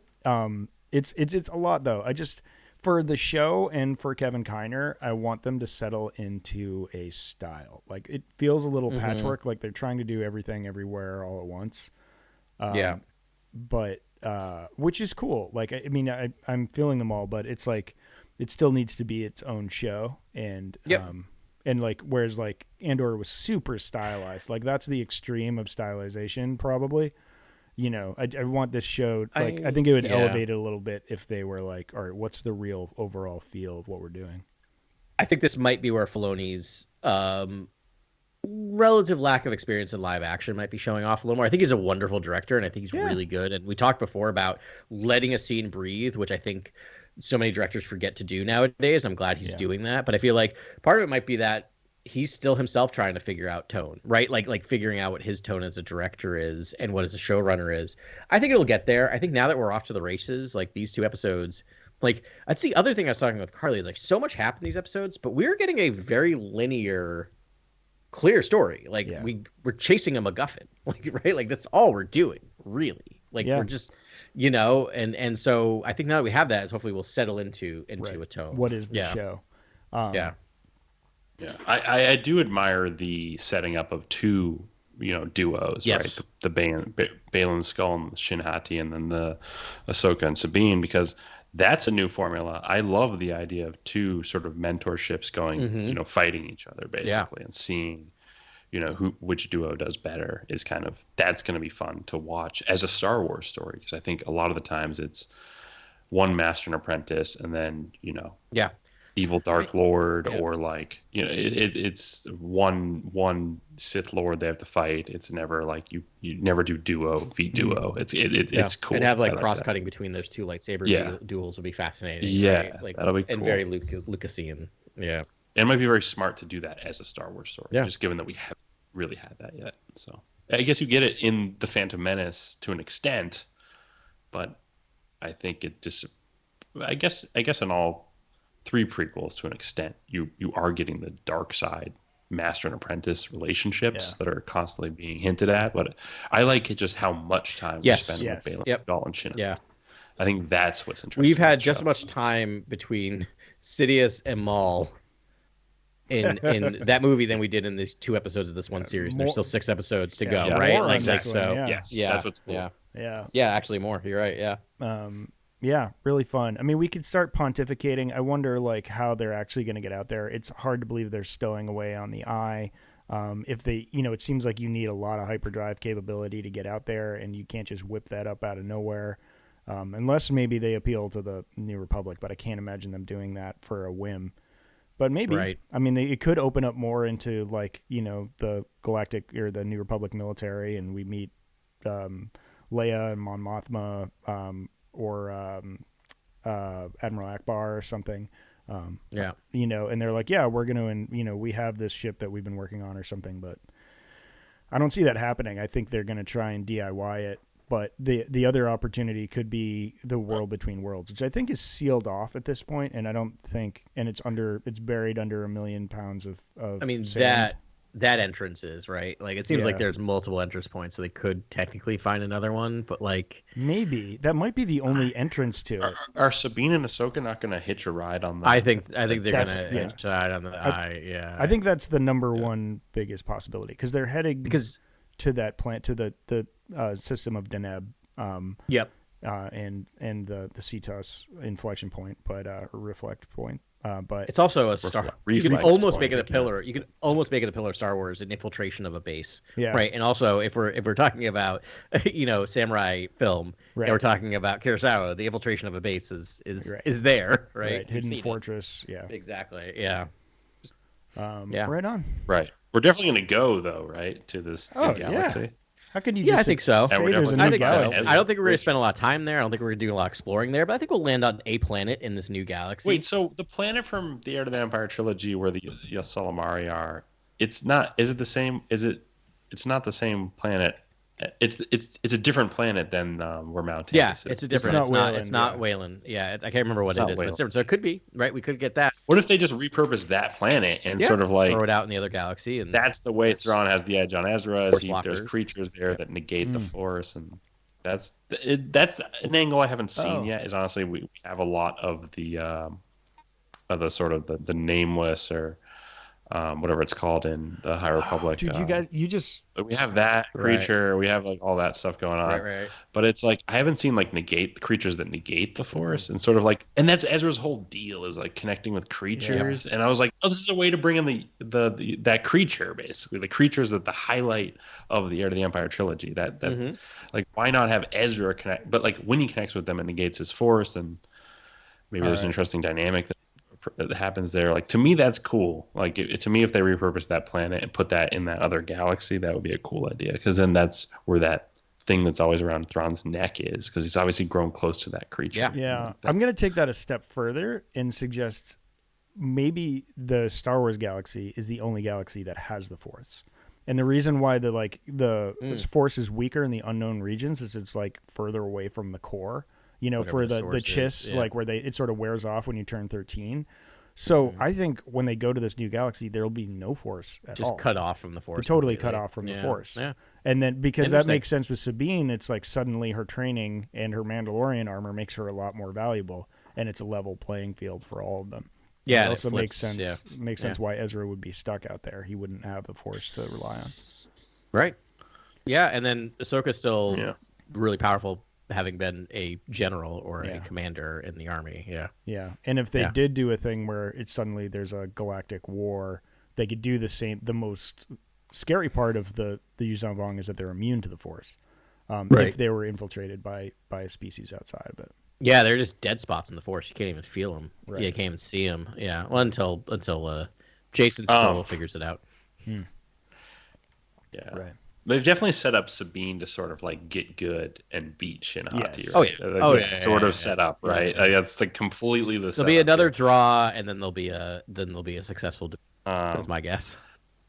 Yeah, I do wonder if this is honestly. I think back to Rebels, and I think back to the Loth Wolves in season 4, and I think about Filoni, and I think about what he might do, sort of like with animals or with creatures in the storyline, and obviously Loth Cats. He really hangs on the shots of the Loth Cats. He's really he's really explorative when it comes to the creatures that are inhabit the world, and so like I love force that. creatures And like the Bendu, right? Like we had the Right, Bendu, and then like we almost got something like that in episode 9 with the Eye of the Webbish Bog.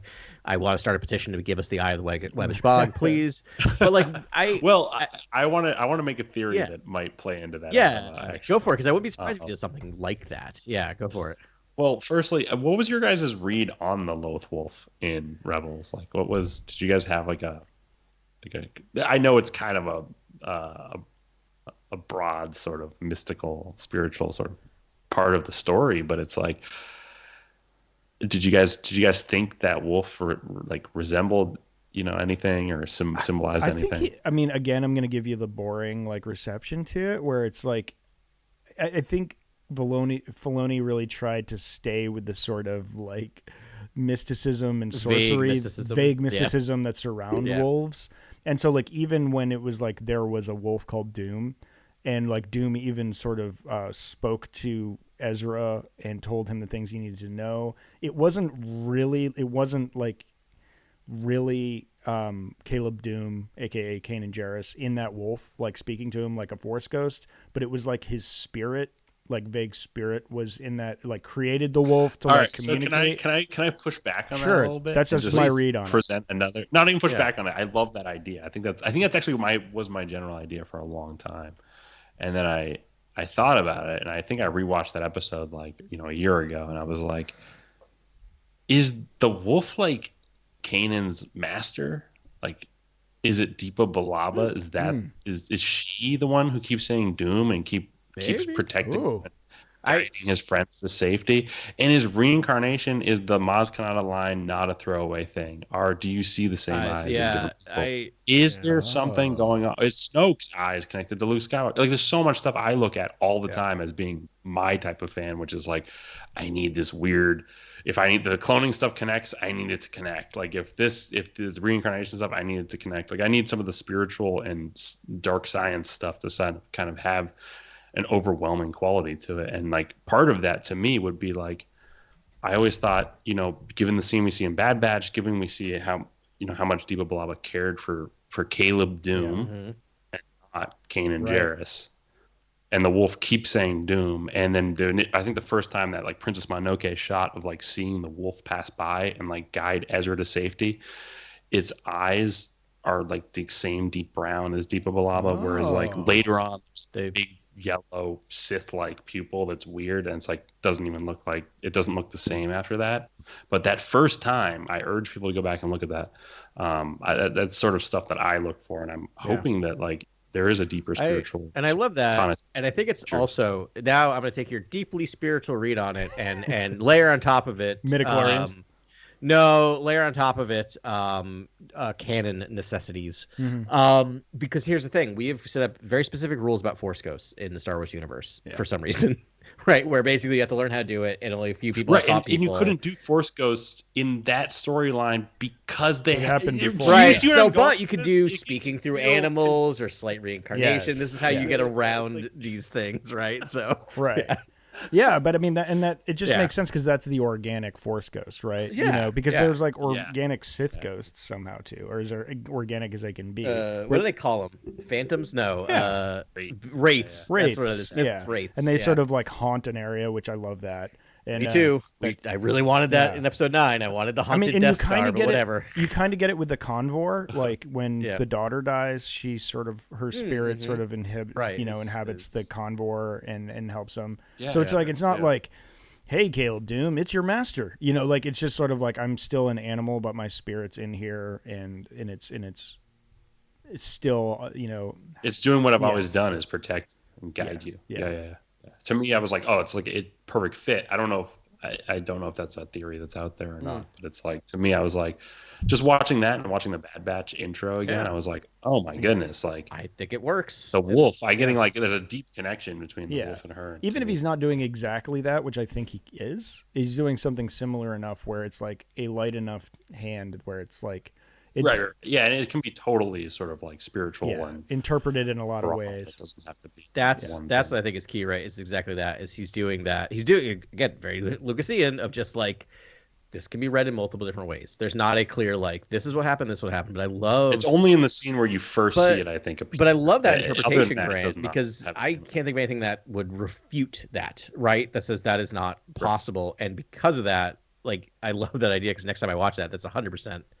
They're going to be in my head next time I watch it, and I tell me if I'm crazy or not. I might. It adds depth. It adds a lot, and that's the way Star Wars works so beautifully because you add these little things in, and you can build them out through the EU or through other storytelling, and it still all just works together. The wolf was a big missing component for me. I was like, "What is the wolf?" I was like, thought about it for years, and then like I was like, I need something to like at least substantiate, what the wolf is, so the show makes more sense to me because it can't be Caleb. It can't be like Kanan dies and becomes like a wolf. Somehow like psychically goes back into the wolf. Like that doesn't make any sense. So like I had to do some I think it was a different wolf that came up to him then, but that's true. Maybe it was. I think. And then there was, and there like one wolf was one that was sort of gave the instructions. Do we get a Loth Wolf in this show? Like I was always hoping that like a Loth Wolf was going to block Sabine because I know in Rebels at one point I think Kanan's like driving down that same road. Oh yeah, and then a Loth is like right there, just right there.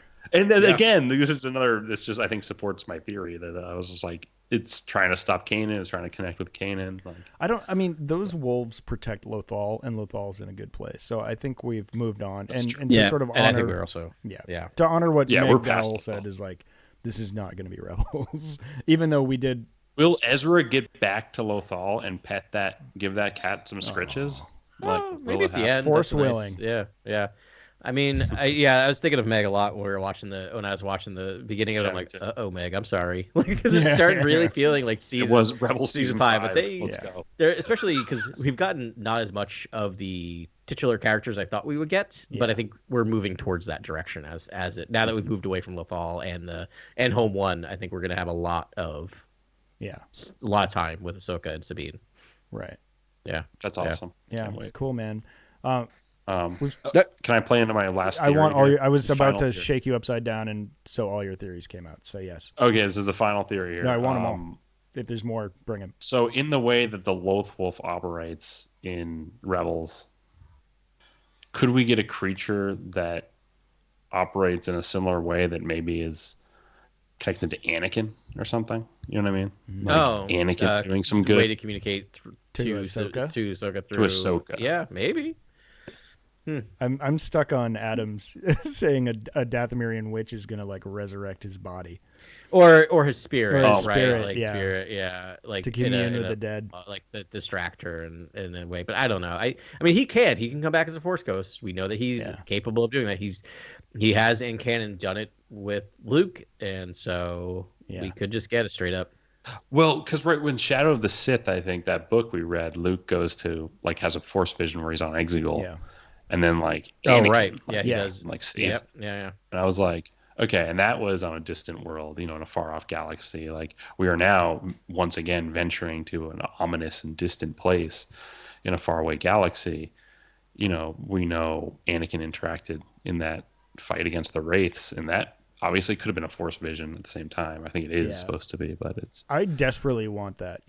We talked about how the half unmasking happened twice because it's such a good beat. And it kind of needed to be done, but I would love, we haven't seen Force Ghost Anakin, and yes, he didn't complete the training, and she mentioned that, so that leads me to believe she hasn't seen Force Ghost Anakin yet. But she has had her confrontation with Darth Vader and him there. Yep. But maybe she's in a tough place, and she needs catharsis with Anakin. She does. That'd be an amazing scene. I think she does. I think that's the last thing blocking Luke her. Got it. Really, is working through, and I think at that point you get Omega level, Ahsoka, true Jedi Master Ahsoka. That's gonna make her maybe Anakin comes back and says the Jedi were not wrong. I was to her. Yeah, and reinvigorates her. Connection to the Jedi. The Jedi were wrong is the thing. That's the thing. I mean, they were. And again, I think this is the biggest flaw in Star Wars is that their most heroic band of peace, keepers are basically thought of as asinine for their decision making and and their dogmatic rules. And it's again, I wouldn't be surprised if in long term Star Wars does something to remedy that. Yeah. Like honestly, like I wouldn't be surprised if that's a big long term initiative. Is like let's actually restore like the idea that the Jedi actually knew what they were talking about, and like they were only clouded by the darkness because the light side they were keeping together was so fragile, and they're so it's so difficult. Yeah. You know what I mean? Like something that sort of shows that they were right in a lot of ways because. Again, the argument you're making is like the argument, I'm like 1 against 1,000,000 in terms of that argument. That's like, that is the common, like the Jedi did not know what they were doing. And they were not thought of as just lawful good, right? They were thought of as kind of like chaotic good or like, I don't know. There's bad masters. There was chaotic neutral even.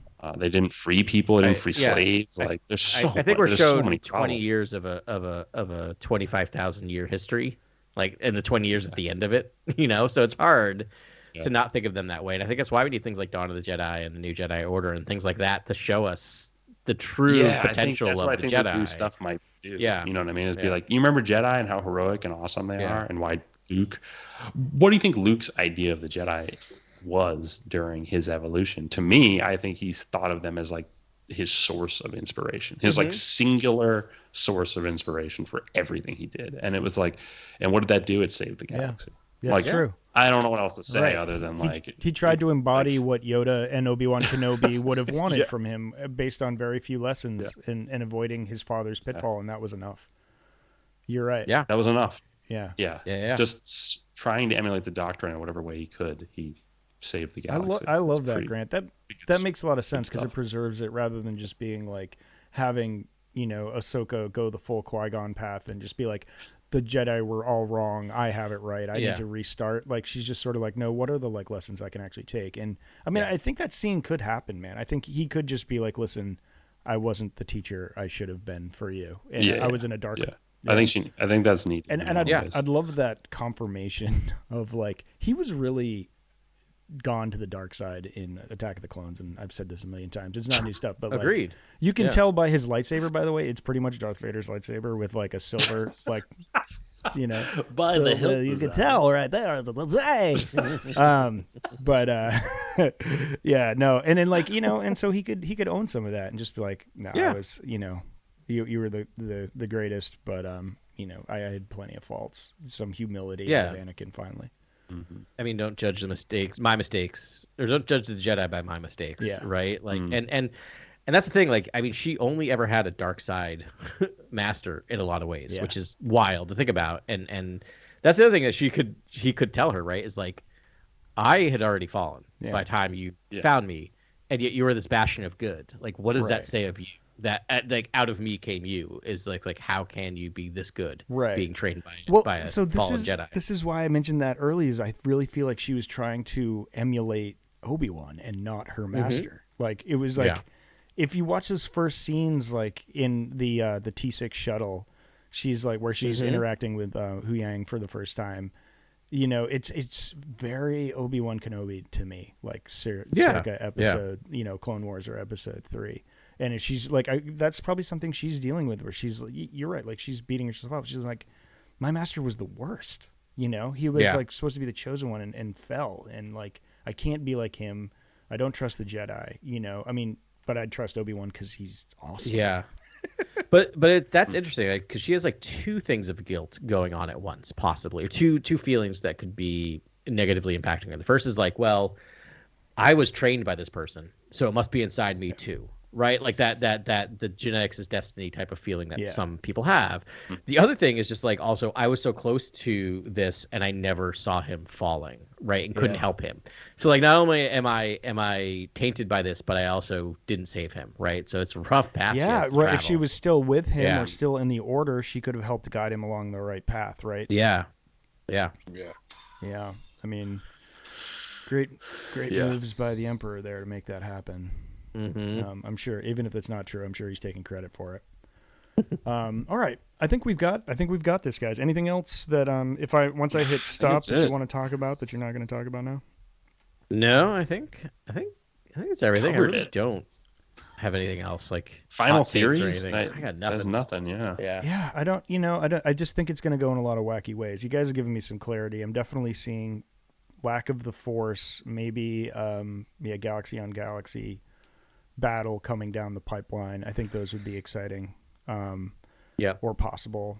I'm not really sure. And I'm still hanging on to my flashback theory because there's a lot of Ahsoka story that we don't have right now that I think is very interesting, but you can't cover 10 years of Ahsoka in an 8-episode series that's trying to move forward. So what if Ahsoka goes back in time and becomes the first Jedi? there it is. That's a pretty big. Yeah, I got nothing to top that. That's the end right there. Yeah, she's like almost there and then just gets sucked out of the story and she's like, oh. Yeah. So close. I'll try again. Yeah. Oh man, that'd be wild. Anyways, I think we did it though. I don't think there's much else. Well, yeah, that's it. So this is coming out on Monday. You'll be able to watch episode 3 tomorrow, I guess, if you're listening to this. Tuesday night. They're sticking with that 9:00 Eastern Standard Time. I'm loving that. Yeah, premiere. Yeah. Me too. Yeah, you get it in prime time on a Tuesday. That's really nice. We might have to rethink when we're going to release episodes for this, though, because I feel like we're the last people to talk about these episodes. We're a catch-all. Yeah, we are. We'll see. Yeah. But all right, awesome. Well, everyone, you've been great for listening and or watching us. We really appreciate it. Super fun. We will see you next week. I suppose next Monday, if not sooner, talking about Ahsoka episode 3. So we'll see you then for another episode of Cantina Chronicles.